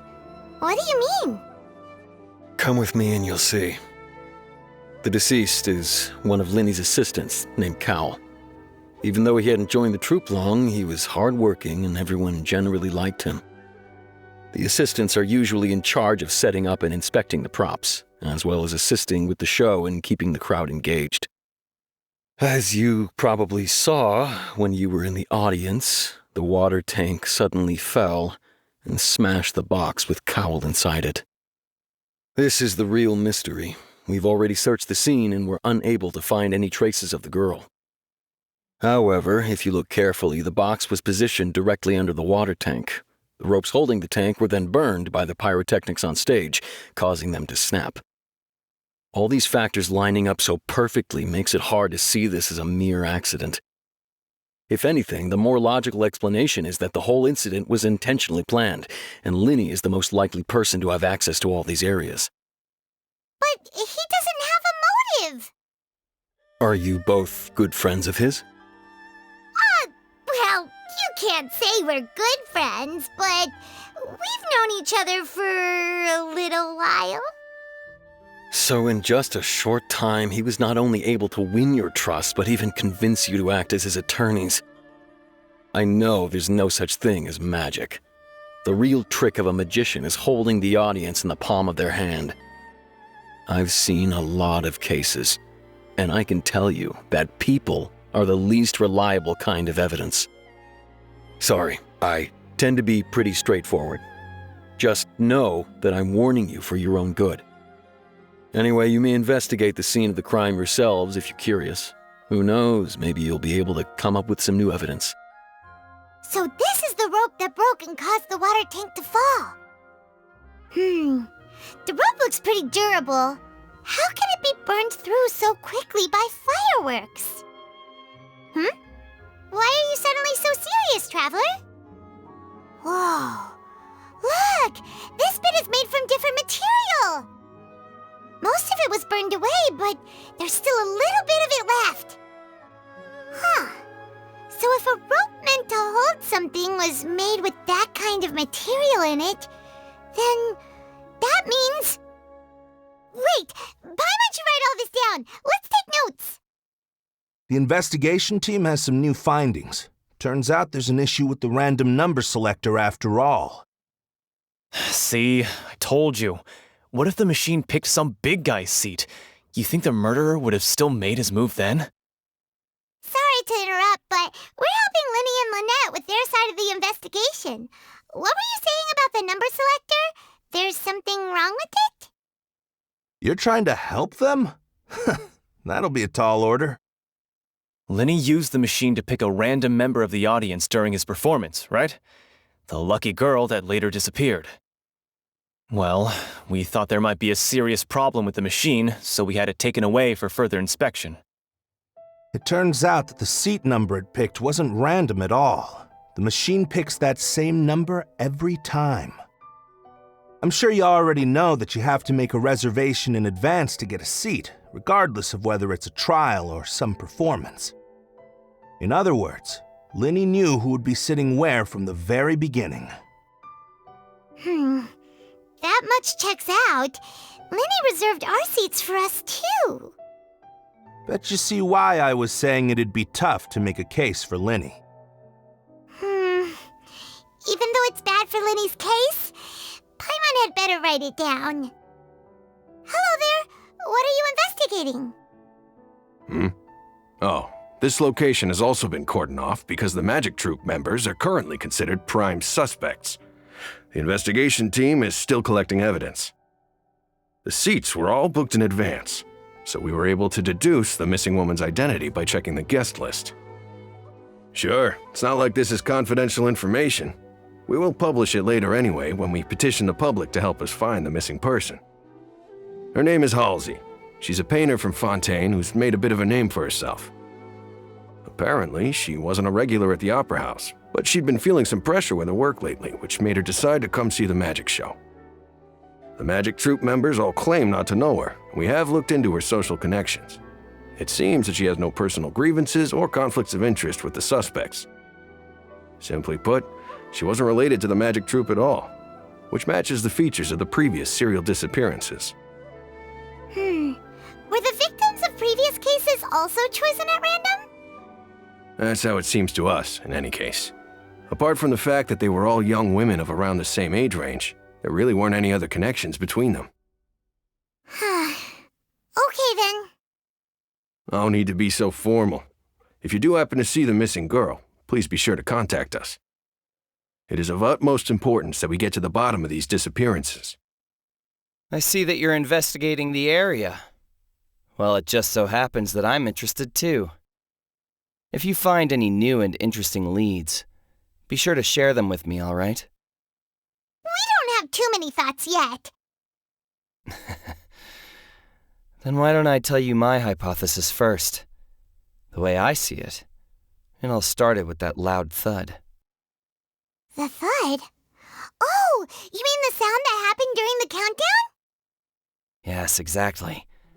It wasn't terribly loud, but I suspect that most people heard it. It's just that everyone was awaiting the results of Linny's trick with bated breath, so no one paid it much mind. But now that the incident has happened, the thud has become an important clue. That makes sense. So, what do you make of it?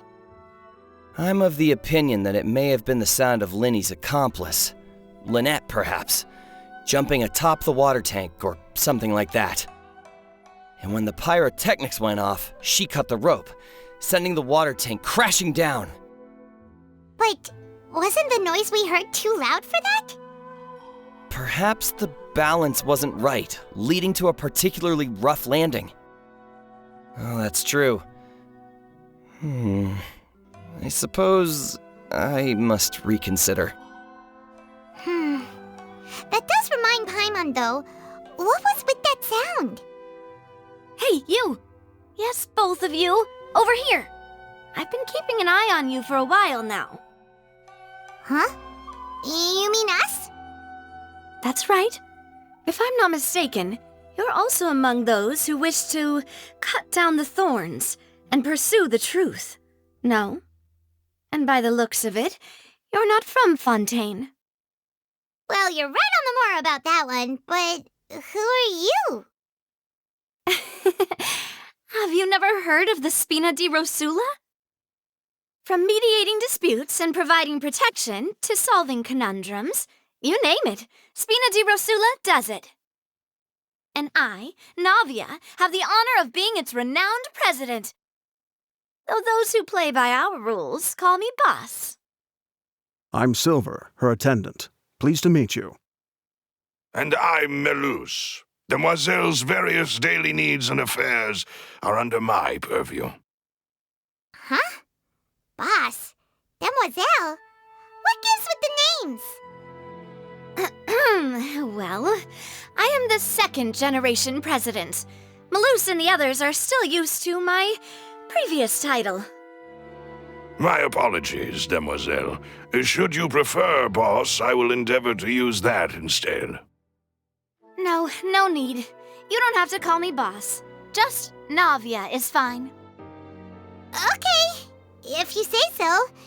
Not that we're members of Spina di Rasula anyway. All merely trifling details. Never mind. Now, back to the situation at hand. That's right. I've always kept an eye on the serial disappearance cases. My interest stems from a matter back from my father's time. Judging from the look of things, I find Linny an unlikely mastermind. Really?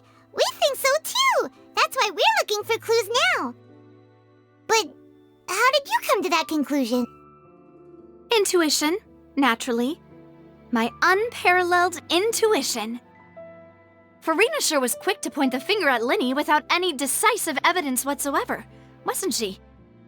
But that's not uncommon for her. If you remember, the Justice had to interrupt her and ask if she was pressing charges just to keep her from getting carried away. Anyway, a trial begins the moment someone levels charges. And, of course, there was no way Farina was going to back down in that situation. Sounds more like you just don't trust the Hydro Archon. Well, what's your opinion? I must admit that she can be interesting at times, but liking her doesn't mean that I'll blindly agree with her. All right, I've answered your question. Now, it's time you answer mine. Wait a minute, did that answer count? Well, I say it does. But don't worry, you won't hear any pointless questions from me. In your opinion, do you think it's right to treat a trial like it's an opera? Well? And why would that be? See, Silver and Maloose? I told you they'd be different. Most astute of you, demoiselle. I, too, think that the traveler's response was most excellent. No matter how wonderful the script or how fervent the audience's expectations may be, the trials that go on stage here must be based in fact. And if that can be done, boss, then... All right, that's quite enough, Maloose. Anyway, I like your answer. You passed with flying colors. Now, I need to make some preparations, following which our joint investigation shall commence. You two shall be my assistants. Wait! Since when did we become assistants? Oh, well, I can be the assistant, sure. Or your companion, if you like. I'm really not that fussy. That's more like it. Far be it from me to brag, but I believe that Demoiselle's intuition will be instrumental in uncovering the truth.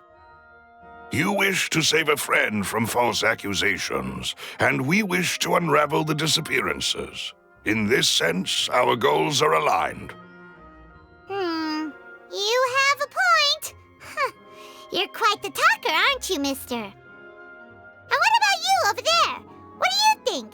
You seem like you've got something on your mind. I have nothing to add. Oh, alrighty then. We'll be making some preparations first. Just be sure to let us know if they start revealing Linny's tricks. Thanks! Sorry, but no one can freely enter or exit the Opera House at the moment. If you wish to leave, you must register your identity with us first. No, we're not leaving.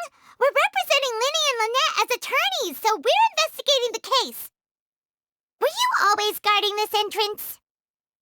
Yes, after the Chief Justice gave the order, everyone coming in or out must undergo a strict inspection. So, the missing girl couldn't have left from here, at least not from that point on. I doubt there was much opportunity then either.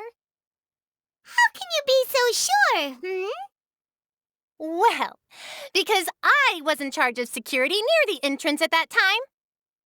I couldn't see Linny's performance from here, which was quite a shame. Just my luck. But still, I did not abandon my post, and I stayed put no matter how loud the applause was. If someone had so much as even approached the door, I would have noticed it, let alone if they had tried to leave. We Melusines are good at that sort of thing, you know. So, it's safe to say the girl couldn't have left through here. Alright, thank you for your help. This'll be useful info. Understood. Then I will be going with you. Just so you're aware, I will be monitoring your actions and making notes as necessary. Very good. Thanks for being so agreeable. I'd pull a rose out of my hat as a gift for you if I could. You may spare the pleasantries. I'm just doing my job. You've arrived. Who's this? Me? I'm Spina di Rosula's guardian angel. If you've got a problem, I've got the firepower. Sorry, I got a little carried away there. Call me Navia. I'm a partner of theirs, and will be helping investigate this whole situation. And these are my companions. Would you mind if they join as well? Fine by me. Oh, new helpers? I would be most grateful. Well, let's just say we're tagging along. It's not every day you get to see the secrets behind magic performed on such a large scale. I appreciate your kind interest. Come with me. We'll be heading below stage. Huh? Below stage? Yes, a world of secrets is hidden beneath this magic box, prepared specifically for this switcheroo trick. But before I reveal everything, you should have a look first. Notice anything strange here? I'm not trying to be dramatic. Remembering the details of a trick will help you understand the methods used to perform it more easily. Huh. Weren't there balloons and other decorations here? Where did all that go? Ah, good eye. That said, you're still far from discovering the answer. The back? You mean the inside of the door? What's different about it? Paimon didn't notice anything.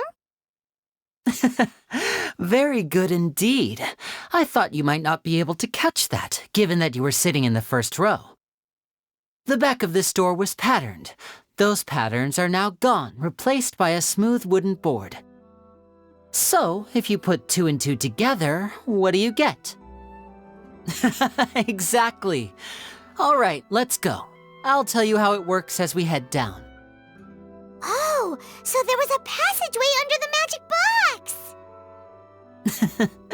I knew you'd figure out most of it as soon as you saw this place. The 2 magic boxes are positioned right above the 2 entrances of the tunnel. See this flatbed trolley? The box with the lucky audience member in it would be shuttled over to the other side using the trolley. This trolley can raise and lower and even rotate, ensuring that the box will face in the right direction. I see. So that's the purpose of the box inside another box. Precisely. The inner box would descend after the audience member was put inside and be moved along the trolley, all while the outer box would remain on stage as if nothing had ever changed. So that's how you did it! Once the box was lowered, the trolley would store some energy through this device here, with which it would complete the rest of the steps. The audience member would only be able to feel some slight movements in the dark, and by the time she walked out, she would already be back on stage.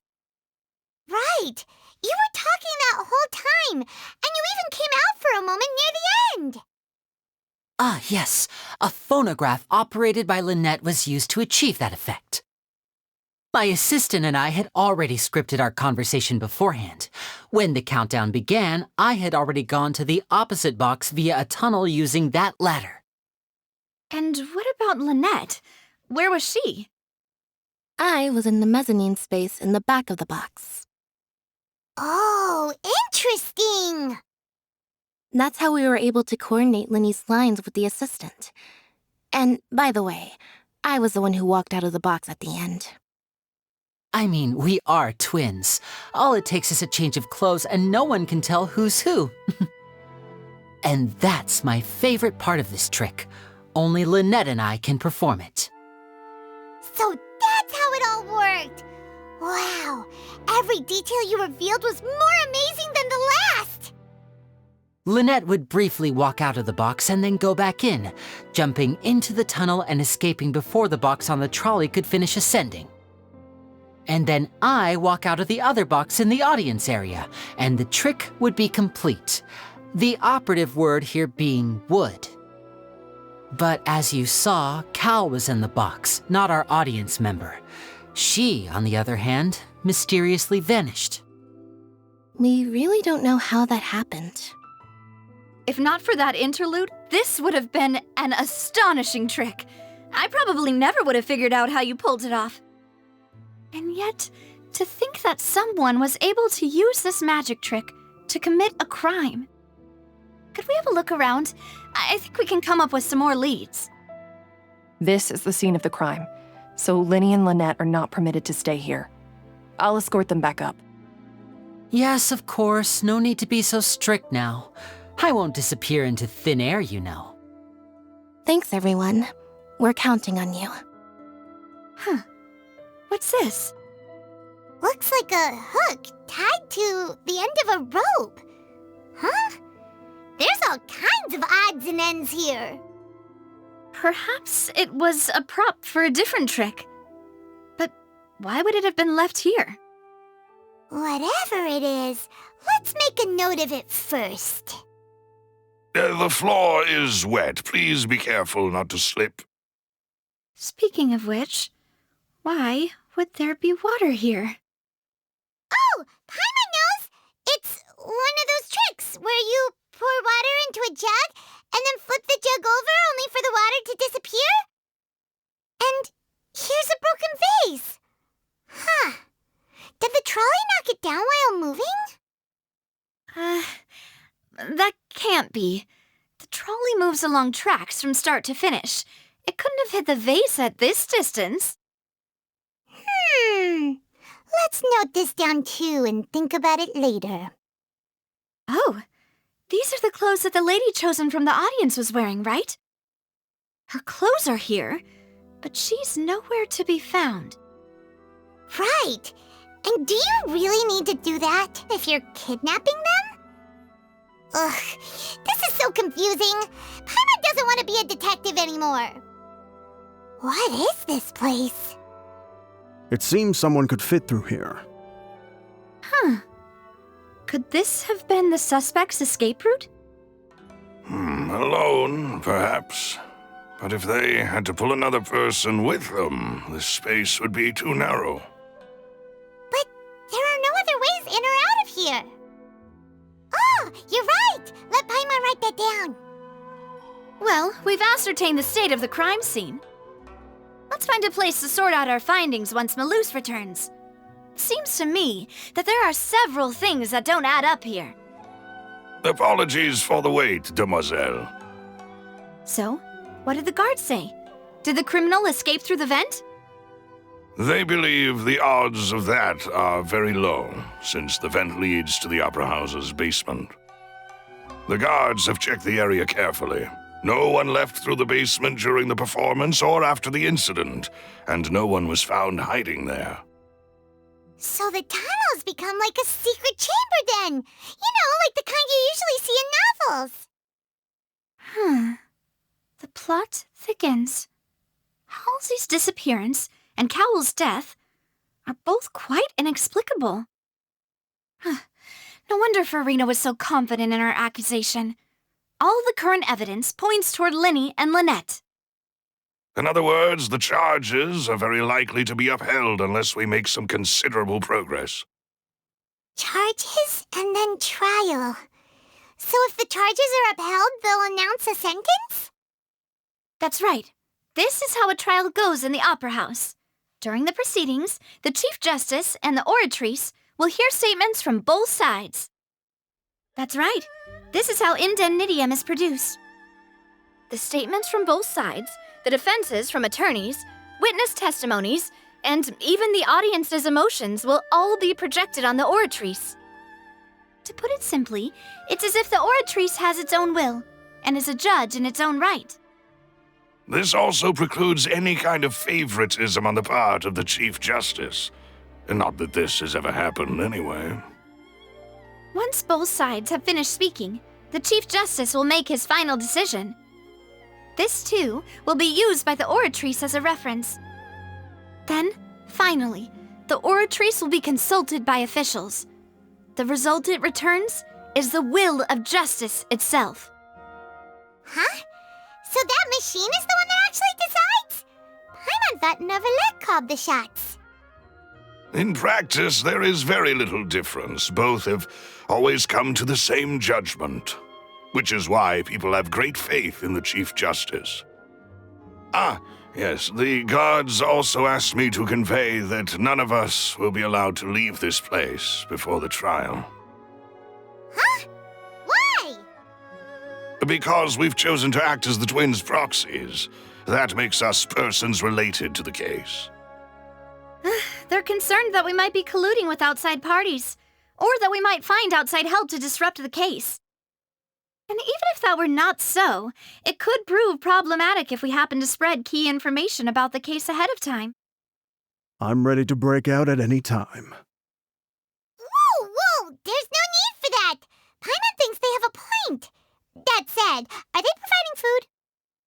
Of course. I just hope you don't mind the lack of options. I'm afraid that catering to all tastes is not in the cards, nor is any guarantee of balanced nutrition. In that case, let's just sort out our findings together here. Pity. I was hoping to take you to try some of Fontaine's famous desserts, too. I mean, what better way to properly think through our findings than over some tea and sweets? Huh. Breaking out suddenly doesn't seem like such a bad idea after all. Just kidding! Paimon will still do her best, even if there are no snacks. What do you mean, no snacks? Of course we'll have snacks. If we cannot buy some, then we'll simply make some. Huh? Here? But how? Understood, demoiselle. Everyone, please come with me. Wait, you're carrying a portable stove with you? Yes, I must be prepared to meet the demoiselle's baking needs whenever the fancy strikes her. I have eggs, sugar, and almonds at the ready. Good work, you two. Then I'll get to it. Please sit tight for a moment. You'll get to taste my awesome snacks soon enough. These three are quite the interesting group. And Paimon thought it smelled good while it was still in the oven! Oh, it's even better now. Paimon can't stop drooling. From the way you had these two guys carrying all that stuff around, Paimon thought you'd have them do more during the baking process. But you ended up doing the entire thing by yourself! Beating the egg whites, grinding almonds, everything! I was applauding. And I was giving encouraging smiles. Paimon was just thinking, aren't you worried about getting your fancy dress dirty beating egg whites and baking like this? Well, I don't think it's carved in stone anywhere that fancy ladies can only read books, sip tea, ride horses, and play the piano. I just really enjoy making snacks. Don't underestimate beating egg whites, by the way. It's a real arm workout. You also need to beat them to just the right consistency, or your macarons will crack. Anyway, give these a try, fresh out of the oven. There's 3 for each of us. Only 3? Well, eating too many sweet treats might send all that sugar to your head. You wouldn't be able to think clearly about the case on a sugar rush, would you? Tea is ready to be served as well. This is Demoiselle's favorite, strong black tea with a floral fragrance that clears the mind and lifts the spirit. No need for concern. I'm merely doing as I should. All right, then. Down to business. As Paimon mentioned previously, the tunnel seems to be something of a secret chamber. However, we can assume that Linny and Lynette were not alone within it. Some criminal also occupied its sealed confines. The magician twins could have committed the crimes, of course, but they lack any logical motive. Exactly! Why would they do such a thing right when everyone was watching? The flower vase and the thud we heard during the performance could indicate some altercation between Halsey and the criminal in the tunnel, resulting in the shattering of the vase, the discarding of her clothes, and her abduction. Perhaps the criminal thought that since she was chosen from the crowd, she would be too easy to identify if she was still wearing the same clothes. that makes sense, but the real trouble is... True. None of the clues we found thus far support the existence of this third person. But the only people left to consider are both technically victims, whether it's the missing girl, Halsey, or poor Cowl. Huh. Could Halsey have secretly made modifications to the magic props in order to murder Cowl before making her escape? That's right. And even if she had tampered with the setup, she would need to understand the entire trick to pull it off. Nor does she have any motive. The guard said that she has never had any dealings with the Magic Troop's members. Were we not thorough enough in our search? From the sound of things, this is turning into an impossible case. Your macarons are amazing though, Navia. They smell great! They're nice and crisp and super sweet! They are my specialty after all. And I see you've already had 5 of them. What? 5? Oh, that can't be right. Paimon only counted 3, honest! Please don't worry about it. At my age, a few less sweets might actually be a good thing. No. Being greedy is one thing, but Paimon knows how to count. Besides, Paimon knows that if she ate too many, then others wouldn't have enough. Wait, even you don't believe Paimon? How could you? If Paimon ate those 2 extra macarons, then may they turn into stone in her stomach! All right, we get it. Well, I suppose one of us might have gotten too engrossed in our chat and eaten them by mistake. No big deal. Maloose, set up the stove again if you would. Huh? What are you doing? Making sure everyone gets 3 macarons, of course. Exactly. We don't want to trouble you. As you wish, demoiselle. And I have the egg, sugar, and almonds. Well, this really is your hobby, huh? Well, that's it for snack time. I'm going to have another look around the area. I don't know what we're looking for yet, but we've still got some time. As attorneys, I suggest the 2 of you think the case over again. It would be awkward if you got all tongue-tied on stage during the trial. All right, thanks for your help, and for the snacks. It was nothing. A small task for the Spina di Rosula. Silver, Maloose, it's time to go. I'll be back if I find anything new. What do we do? The whole situation is so confusing. Good plan. Impossible things don't just happen. We'll get to the truth one way or another. Just relax. Even if everyone else suspects Lenny and Lynette, at least we will be supporting them from the stands. Besides, I doubt Farina understands any more about what happened than we do. Thanks, Navia. Well, we'll be going then. Best of luck to you. Finally, you're back. Well, how did your investigation go? To be honest, you might be disappointed. No. We're already very grateful that you were willing to help. Well now, don't you all look disappointed. Don't tell me that your investigation came up empty-handed. That was to be expected, of course. The guilty can never produce proof of their innocence. But don't let that stop you. I shall be terribly disappointed should you, my most anticipated foe, concede so easily. Since both parties are present, I declare that the trial regarding the magic show incident is now in session.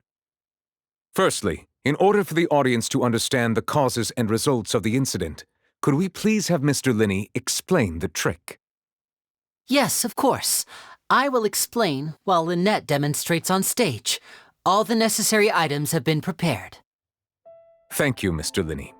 In that case, I take your statement to be that you ran to and remained hidden within the magic box in the audience stands once the trick began, and thus could not have committed the crime.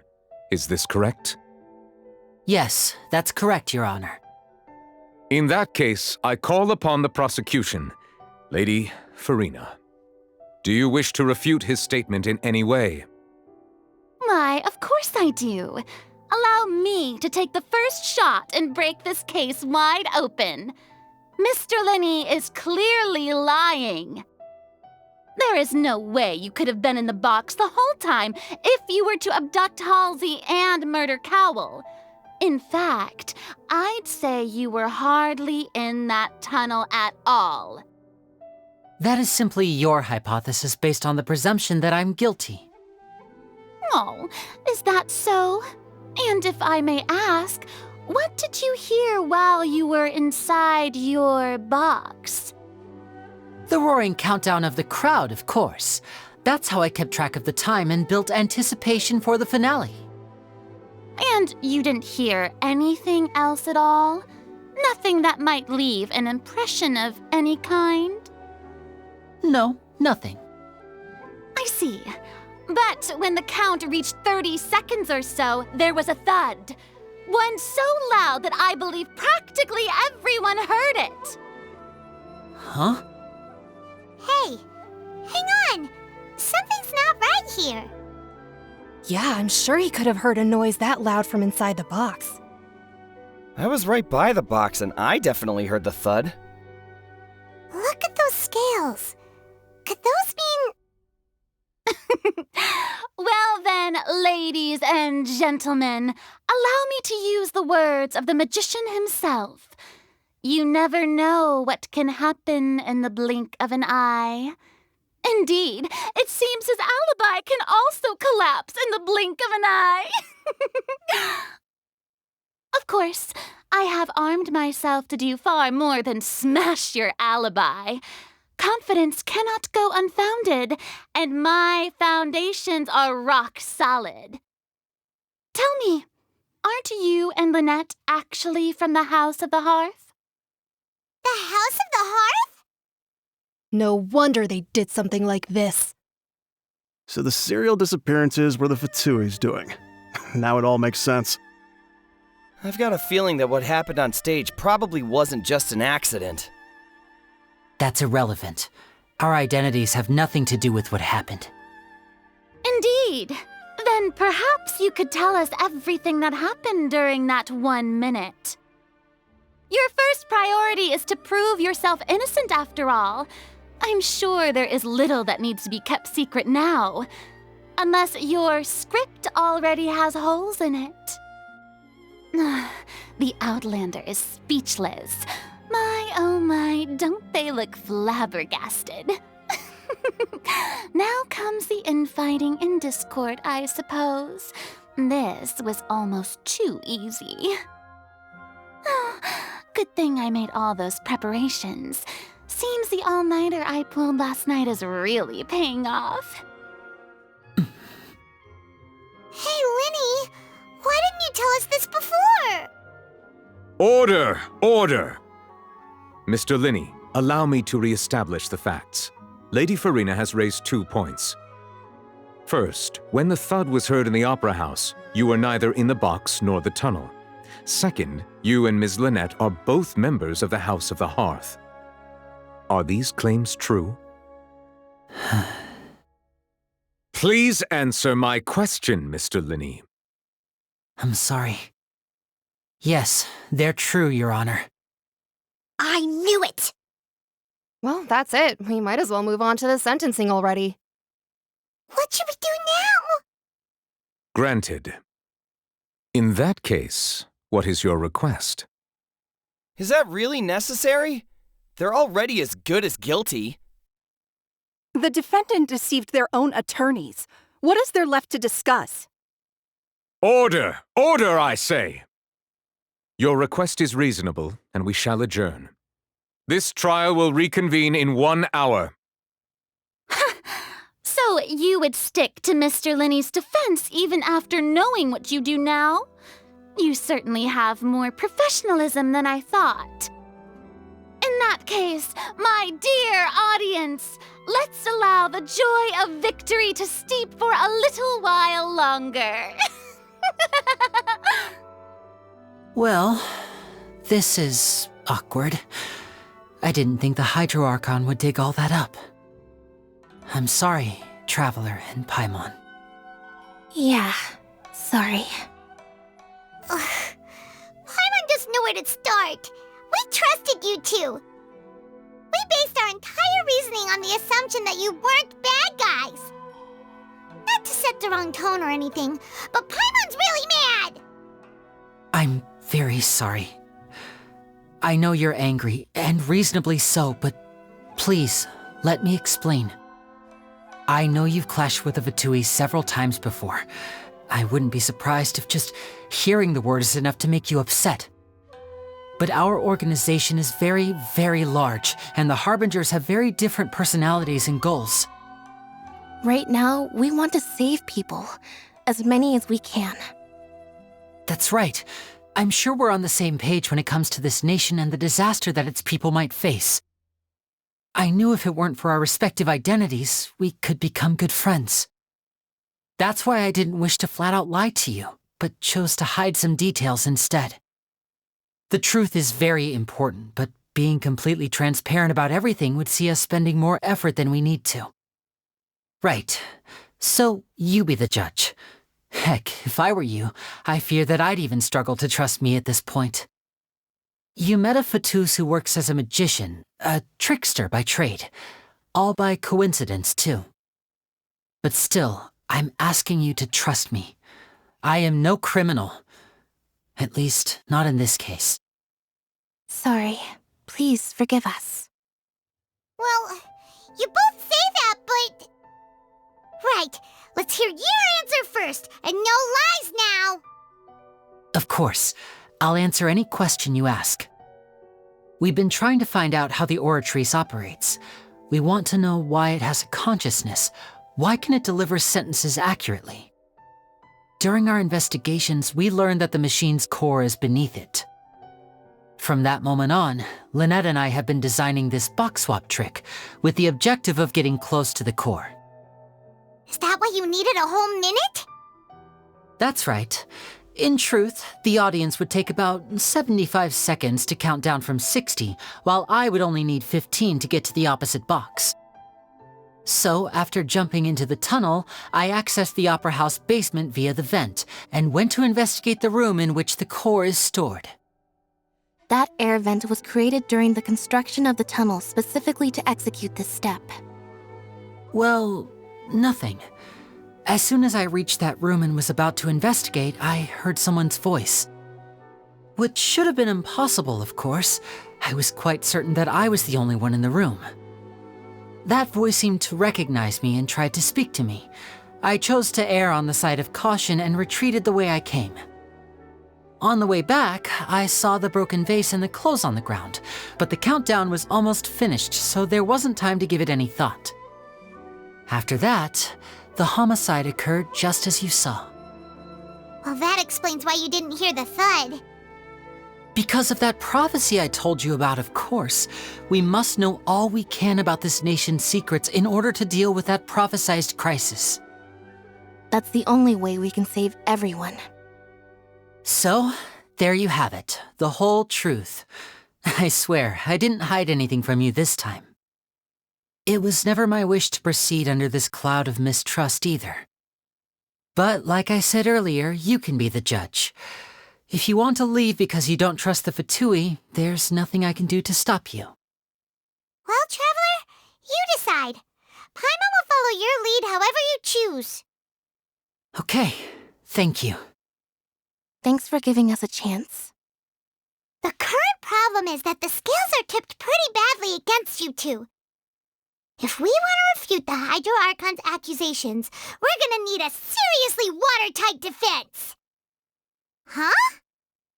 Oh, Paimon thinks she gets what you mean. Both parties have returned to their positions. Let us continue the trial. When last we left off, Mr. Linney acknowledged the new evidence presented by Lady Farina as fact. Therefore, Lady Farina may continue stating her reconstruction of the events. Ugh, that took long enough. Now then, if everyone would lend me their attention. At this stage, let's revisit that scene from Linney's perspective. as the countdown began, he entered the tunnel.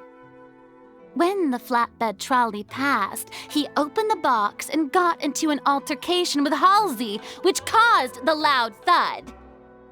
He did not realize that this sound could be heard by everyone in the opera house, which is why he claimed earlier that he could not hear the sound. Finally, he used the vase to knock her out, before making her change clothes to prevent others from recognizing her. At this time, Cowell arrived in the tunnel, having heard that strange noise, and caught Linny red-handed. So Linny proceeded to knock him out too before stuffing him into that box. Afterward, Linny passed the unconscious Halsey to his accomplice through the magic box in the audience stands, before operating the devices such that Cowell's death would be ruled an accident. And there you have it. That's the truth behind what happened. Does the defendant's side have any objections to Lady Farina's description of the events? The key to refuting Lady Farina is the order of events. What Linny experienced and what he saw. According to Linny, he left via the vent after entering the tunnel. He couldn't have had that altercation with Halsey. Linny went to the room that contains the Oratrice's core. This is the actual truth. Linny did not take part in the underground altercation. He only witnessed traces of the aftermath. Attention! Ace Detective Paimon has something to say! When the countdown started, Linny did indeed go into the tunnel. But he immediately used a vent to access the Opera House basement, which is where the underground core of the Oratrice is stored. Once he reached that area, he heard a voice in what should have been an empty room. Since he felt something was amiss, he returned immediately. The crime scene had already developed by the time he reached the tunnel again, and in order to complete the magic trick, he did not remain there for any length of time. Finally, he reached the surface, and that was when the accident happened from his point of view. Therefore, he's innocent. Whew! Paimon did it! Paimon actually managed to say all that! Oh, wasn't it awesome? In other words, you believe that he knew nothing of the incident? That's right! My reasoning? If that's the case, then if Cowell hadn't entered the tunnel, who was the entire setup meant to kill? Assuming that what you say is true, Linny only needed to kidnap the young girl to cause a new disappearance case.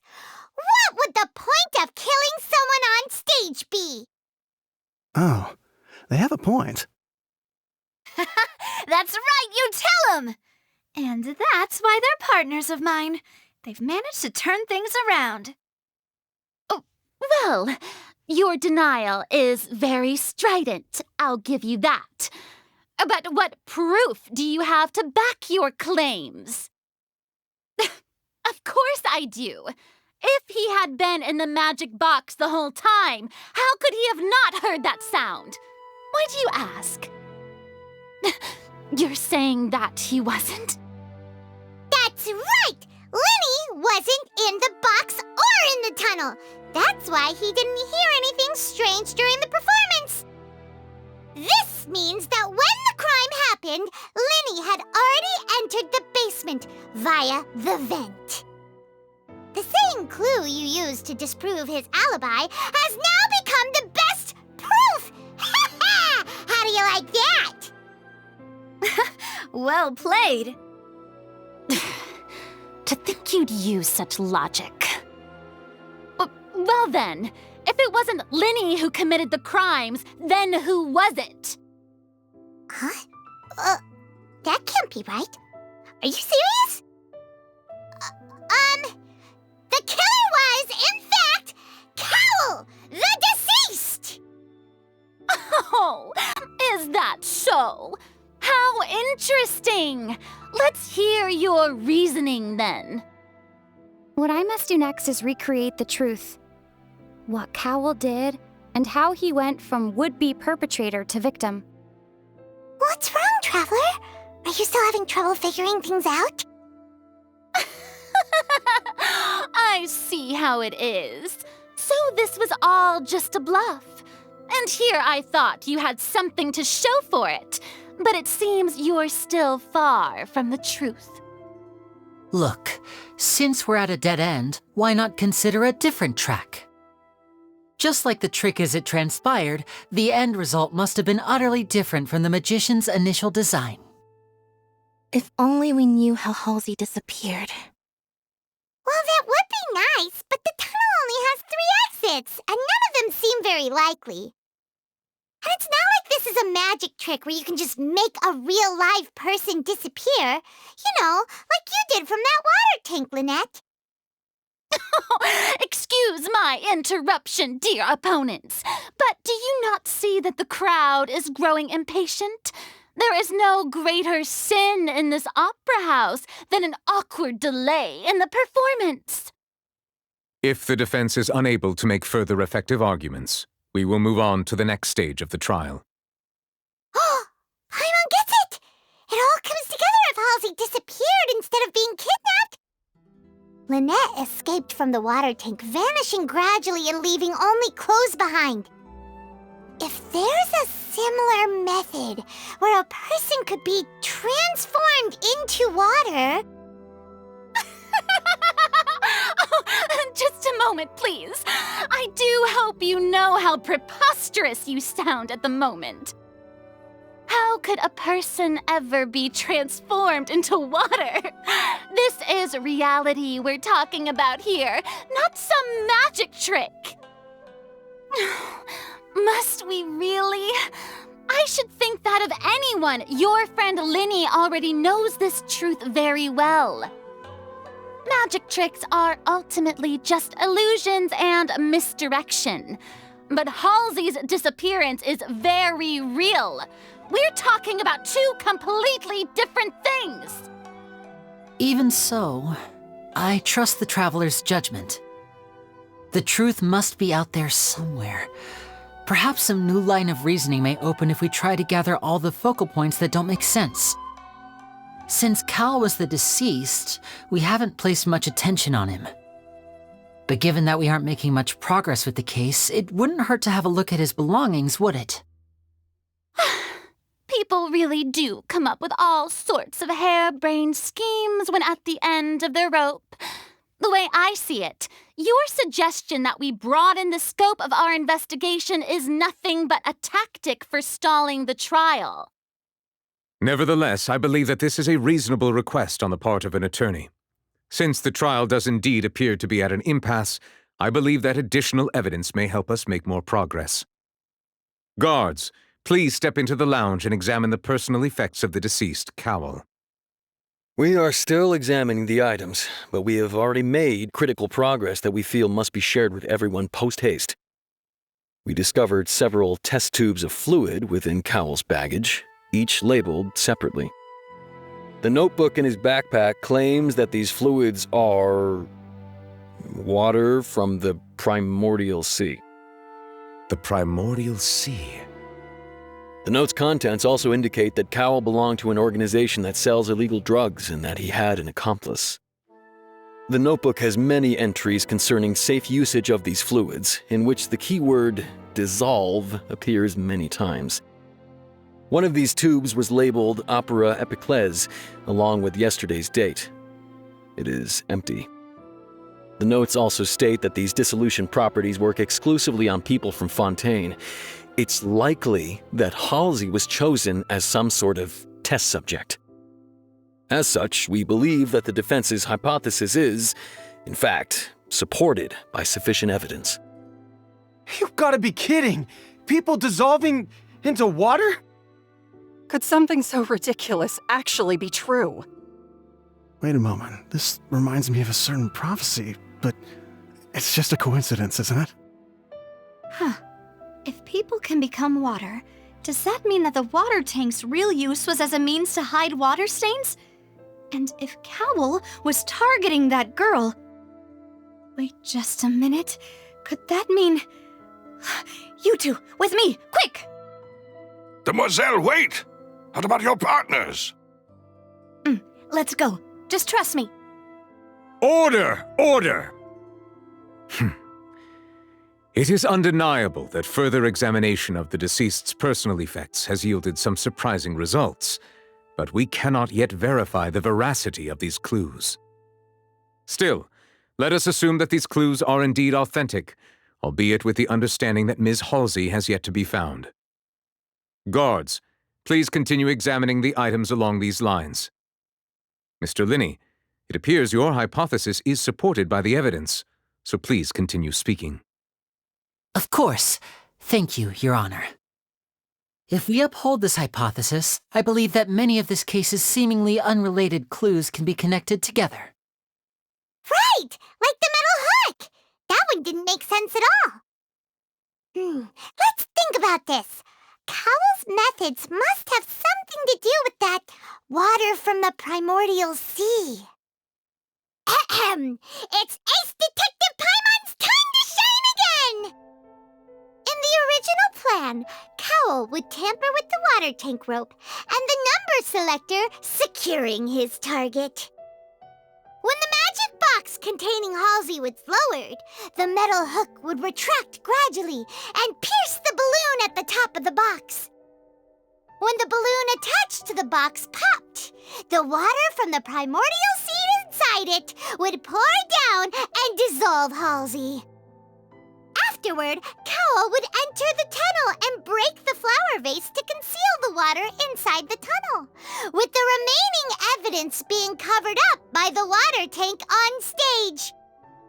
But he encountered something unexpected in the tunnel and wound up being fatally hit by the same water tank he meant to use to cover his tracks. Huh. That does make sense. That actually links together a lot of the more confusing pieces of evidence. Oh dear, what do I do? Even I think they sound convincing now. Have I falsely accused an innocent person? What a humiliation. Now, it seems like the only point of contention remaining is the exact circumstances that led to Cal's death. His notes mentioned he had an accomplice who could be related to the situation. On that note, the guards have just contacted me indicating that they uncovered new evidence. I shall now invite him on stage to share it with us. Thank you, Your Honor. We were just inspecting the luggage of the other people involved in this case. And we found an identical sample of the water from the primordial sea among Linny's personal effects. What? That can't be. Oh, I see.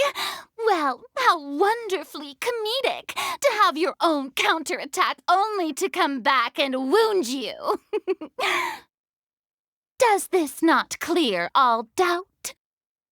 My dear citizens, my loyal audience, allow me to present my reasoning and bring this performance to a swift close. Linny did not need to take part in the dissolution of the young woman at all. Indeed, he did leave the scene via the vent. Having made modifications to the props beforehand, his accomplice Cowell then caused Halsey to vanish using the water from the primordial sea. But upon his return, in cruel avarice, Linny desired sole credit and prepared to do away with his partner in crime. Ultimately, he knocked Cowell out, and the tool meant to cover the crime up also became a murder weapon. Now, as much as I regret having come to such a viciously straightforward conclusion, it does seem that the famed Fatui is quite the cold-blooded and ruthless organization. Am I right, Mr. Linney? We've used up all the evidence we collected. There's no way for us to make a rebuttal here. Is this the end of the road? Oh no! Paimon can't think of anything either. either. It doesn't look like there's any way around this. Seems using the water as new evidence was too good a move. Why did this have to happen now? I think we've all seen enough now, and we have ample witnesses to my flawless reasoning. I believe this is indeed the finale. Now then, my good, noble Chief Justice, should we not, in your view, move... Excuse me, everyone, but I must interject! Miss, I must ask you not to shout, and to respect the ongoing legal proceedings. Oh, come on, don't be hasty. I have a good reason for interrupting, you know. Now, would anyone here like to take a little break from all this debate and see a little magic? I'll show you an amazing trick, one that can bring a young woman who has disappeared back in the flesh, right before your very eyes. Please, do the honors, Mr. Linney, if you would be so kind. What in the world is she saying? No offense, miss, but miracles like that are beyond my scope as a magician. Come on now, don't be silly. Magic is all about misdirection, isn't it? It often conceals the truth while presenting a fascinating illusion. But once everyone believes the illusion, can't magic reveal the truth to them once again? And wouldn't such a trick be the most marvelous finale to today's performance? Come on, Linny and Lynette, give it another go. Don't worry, Spina di Rosula has made the necessary arrangements on your behalf. But as the magic makers and stars of the show, I think I should leave the final performance to you. I understand. And voila. Sorry for the interruption. Wait, isn't that Halsey? So the whole thing about people dissolving wasn't true after all? To be clear, I'm only here because this person told me that if I testified, the merit of doing so would lessen my sentence. I was hiding outside this room listening to the proceedings because I was afraid that I would be the one put on trial. I was just feeling happy that no one had noticed me, and then before I knew it, she caught me. That'll teach you to underestimate us three. Where should I begin? I'm sorry. I'm the one who killed Cowell. I admit it. What? Why? Firstly, my name isn't Halsey. It's Lillian, and I'm originally from Mondstadt. I heard that Linny's show was going to be a real thriller, but I missed the chance to buy a ticket, so I stole one. That's how I make a living. I steal stuff here and there, and I'd never been caught before. But I was noticed at the harbor a few days ago, and I barely got away. Linny was the one who caught me in the act. Hey, no wonder you look familiar. So you were the thief! Liddy even mentioned that you were pretty skilled. Well, and I thought that would have been the end of it, but then the number selector chose me. He even mentioned the Fortress of Meripede. That's a prison, isn't it? So you can imagine how shocked I was. I thought he was on to me for sure. So I played along with the show while looking for an opening to flee, but then I got water poured on me for no reason, and then someone jumped into the tunnel to nab me. I wasn't going to take that lying down, so I knocked him out and stuffed him into the box. There was nowhere to run from there, though, so I had to change my clothes and hide in a box containing performance costumes. I slipped out after the first guard arrived at the scene and continued hiding inside the opera house. Can a person even hide in there? But I swear I didn't know that the water tank would fall down. Really, I swear it. Had I known that, I wouldn't have put him in the magic box. I may be a thief, but I'm no killer. Well, that makes everything pretty clear now, doesn't it? This time, we need to tell the entire story from Lillian's perspective. The strange sound wasn't from a fight. It was Lillian's attempt to break out when she was frightened. The flower vase was not broken to cover anything up, but was smashed during the struggle between Lillian and Cowell. Lillian was afraid that she would be recognized if she left, so she changed clothes and hid, biding her time. Just what one might expect of an experienced thief. And it's Ace Detective Paimon time! Having been selected out of the blue, Lillian panicked. Her panic only intensified after she entered the tunnel and had water poured on her head. So she kicked the door open, producing the thud we all heard. Hearing the commotion, Cowell leapt into the tunnel, only to discover that Lillian had not dissolved. He did not know that Lillian was not from Fontaine, but was a thief who made her way in by stealing a ticket. Mistakenly believing that the water from the primordial sea needed time to take effect, he tried to force Lillian back into the box. The two broke the flower vase during the struggle, but Lillian came out on top, knocking Cowell out and putting him in the box. With no way of escaping, she changed her clothes and hid in the costume trunk until the performance ended. She knew that she would have to go through guard inspection if she tried to leave afterward, so she has been trapped in the Opera House these last 2 days. She had already become desperately hungry by the time we were chatting over macarons, so she swiped 2 of them right under our noses. Talk about a sneaky thief. At this point, all the events that happened in the tunnel have now come to light. Ah, so that's the whole story. Bravo! Bravo! Now then, Lady Farina, do you wish to speak against the defense's statements? Please answer the question, Lady Farina. Also, if I may add, the trial has not yet ended. As such, I request that the prosecution not leave the room before the proceedings have concluded.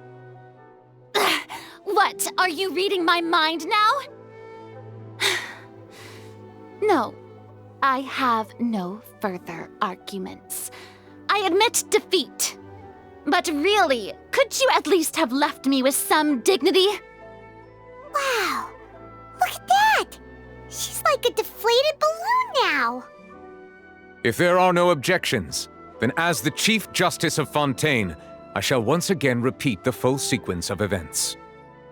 The actual perpetrator of the serial disappearances, Cowell, selected his next victim from the audience reservation list. With some modifications to the selector, he could ensure that the pre-selected young woman would be chosen. To cover up any evidence while committing the deed, Cowell thought of allowing the water tank to fall, which would conceal the water left behind after the young woman was dissolved. He also tampered with the rope suspending the water tank, using the fireworks at the end of the performance to cause the tank to drop and hide the watermarks. He poured the water from the primordial sea into a balloon during the preparation of the magic box and stuck it to the box's lid. Finally, he passed the prepared hook on a rope through the gap in the magic box's door when bringing the young woman to said box. When the magic trick officially began, the box containing the woman was lowered into the tunnel, tightening the hook rope and bursting the balloon containing the water. If all had gone to plan, the young woman would be dissolved at this time. However, Lillian was not from Fontaine and thus fled the box with a loud noise. Realizing that there was trouble, Cowell entered the tunnel and met Lillian. Thinking that the waters had not yet taken effect, he decided to proceed. However, his opponent was more capable than he thought, and he was overcome, knocked unconscious, and placed into the magic box, and thus became his own final victim. Lillian, according to her own statements, then changed clothes and hid until the performance ended, before hiding in other parts of the opera house. As for Linny, he was in the underground structures within the opera house, and was thus ignorant of these happenings. From this reconstruction of events, we can conclude that Linny, the accused, is in fact innocent. Hooray, Linny and Lynette! Amazing! While there is much in Linny and Lillian's conduct that should still be investigated separately, this case, at least, can be handed over to the Oratrice to make the final decision. As such, Linny and Lynette are officially declared not guilty. Victory for Ace Detective Paimon! Great work, partners. Thank you all. Thank you so much. Next, I think we deserve an explanation, Guard Vaughn. How did you find the water from the primordial sea in Linny's baggage? Right! Your discovery caused me to make a serious mistake, you know. Or was that not a discovery, but false evidence that you dared to bring before this court? I suspect that the accomplice mentioned in Cowell's notes was not Linny, but you, yes? I'm sure you know what you must do to lessen your sentence. Speak quickly! Unless you want to earn yourself a one-way ticket to Coupon Town. I was just following orders.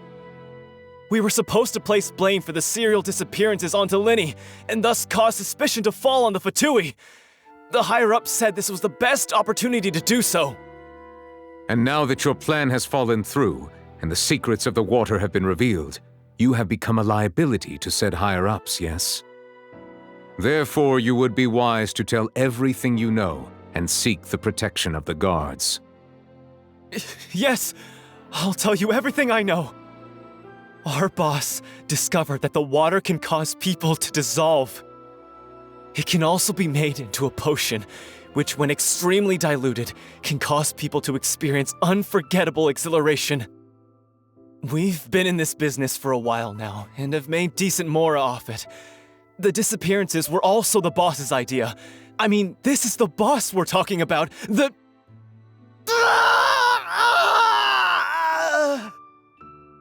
What? And now he can no longer talk. Such ruthlessness. I shouldn't have expected any less of them. An outrageous act. All present, please submit to inspection immediately. So, we're just going back now? That's true, but... Traveler, Paimon, please wait. Linny... I know you may not want to speak to me right now. Maybe you don't even want to look at me. But still, let me thank you again for defending me to the end, even after you learned that I'm a member of the Fatui. I guess. But regardless, I'd like the opportunity to set things straight. I didn't approach you with any ulterior motives or ill intent. I've spoken to you as myself, just plain Linny this entire time. As for why I'm a Fatus, it's because the goals of the House of the Hearth align with those of an orphan like me. That's all. That was how Father, who you might know as the Knave, approached recruiting us back then too. The Knave? The one who controls the House of the Hearth? She's your father? That's right. And since we're here, I was wondering, would you mind hearing a story? It's about my past. Back when our parents first died, Lynette and I were left wandering the streets. To survive, I took to surreptitiously observing an older street performer who did magic. It took me several days to figure out how he pulled off his amazing tricks. I took my sister through several streets until we found a crowded corner, and we began to perform magic tricks there. To my surprise, we proved to be pretty popular, and we could at least stop worrying about where our next meal would come from for a time. But I didn't want my sister to remain a street rat together with me forever. Before long, an aristocrat came to me and claimed that he wished to take us in after watching my performances. So you went from orphans to nobility just like that? That was how we felt at first too. As if fate was on our side and we could say goodbye to those painful days. But I gradually discovered that while we were called foster children, he was really after my talent for magic tricks. He would constantly take me to all sorts of banquets to garner attention, which he would then use to expand his social circles. That doesn't seem too bad either. Better than roaming the streets at any rate. It took a while for me to realize just how dark his heart really was. After one particular performance at a banquet, I discovered that Lynette was not on the same return vehicle as me. I waited a long time after we returned home, but she did not come back. I went to that noble's bedroom and asked him about her whereabouts. The answer he gave me was, "She caught the eye of the most eminent person at the banquet, so I sent her over as a gift. I mean, you'll be able to perform your magic regardless of who your assistant is, yes?" Oh no. So he was gonna... But wouldn't Fontaine's laws deal with such people? As far as outsiders are concerned, this is a relationship akin to adoption or foster care, and they have their ways of escaping the eye of the law. I managed to ferret out the location of the mansion of that so-called eminent person and hurried through the night. But by the time I leaped over the walls, avoided the guards, and made my way in, all I saw was the moonlit ground covered in blood, and the knave standing there in the darkness. So, she'd already taken care of that guy. That's right. She had rescued my sister before she could come to any harm, and had even discovered several girls hidden in a basement, all of them orphans. Father, the knave, might have seen something in me, and so she made me an offer. The House of the Hearth welcomes you, for your interests align with ours. Here, none will ever betray you. Indeed, betrayal shall never be permitted here. I was hesitant to trust her. I had just been betrayed by nobles. But she was also quick to destroy the noble who had taken us in at first, giving us back our freedom. Oh, so that's how the two of you joined the House of the Hearth. She has her own plans. She has gained permission from the Tsaritsa to first use the Gnosis' power once she obtains it. She plans to use it to find a way to break the prophecy and save Fontaine. So, she believes in that prophecy too? That's right. The whole House of the Hearth is currently working to combat that crisis. Today's case has also proven that people from Fontaine can indeed dissolve into some sort of water, thus further supporting the prophecy. Everyone at Hotel Bouffe d'été, including the knave, has their roots in Fontaine, and we will always defend our homeland. To us orphans, the only connection we have left to this world, apart from our family, is our homeland. So, from small deeds like distributing magic pockets to huge schemes like stealing a Gnosis, everything is aimed at dealing with that prophecy. It's all right. I understand. The only thing I can do is relate all this to you. I just hope you can understand that even as a member of the House, I have never stopped making my own decisions, and that I believe what I'm doing is right. If you should need anything at all in the future, feel free to find me. I will do my best to help you, as plain Linny.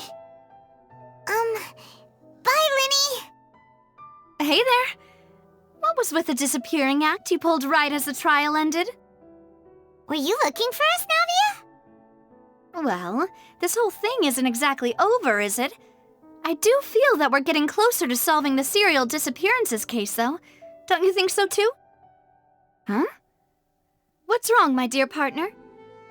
Besides, are you sure we're the ones who can crack a case that's been cold for decades now? And given that there's new evidence from the trial, there should be a trail of breadcrumbs for the Hydro Archon's people to follow now, right? Ah, I see. Well, I won't lie. I'm a little shocked to hear that from you. But I suppose you are just travelers who have only arrived in Fontaine after all. Sorry, I might have been too presumptuous. Don't say that, Navia. Ah, and we were having so much fun investigating with you, too. It was like having new waters flowing into a stagnant mire, causing new hope to spring forth, and the reflection in the murk to become clearer. Well, sorry about that. I'm a bit prone to nostalgia. Don't mind me. Wait, shall we have a farewell meal? You know, to commemorate our time as partners? Huh? Do we really need to get that formal? Well, guess you really did treat us as partners, huh? Well, I'd just like to have a proper ending to every important memory. That way there are no regrets later. Anyway, it would just be a meal, so it shouldn't take up too much of your time. You don't have to twist Paimon's arm. If Boss Navi is treating, count Paimon in! Oh, wonderful! In that case, why don't we return to the court of Fontaine and head to the Hotel de Boer? I believe we'll make it just in time for dinner.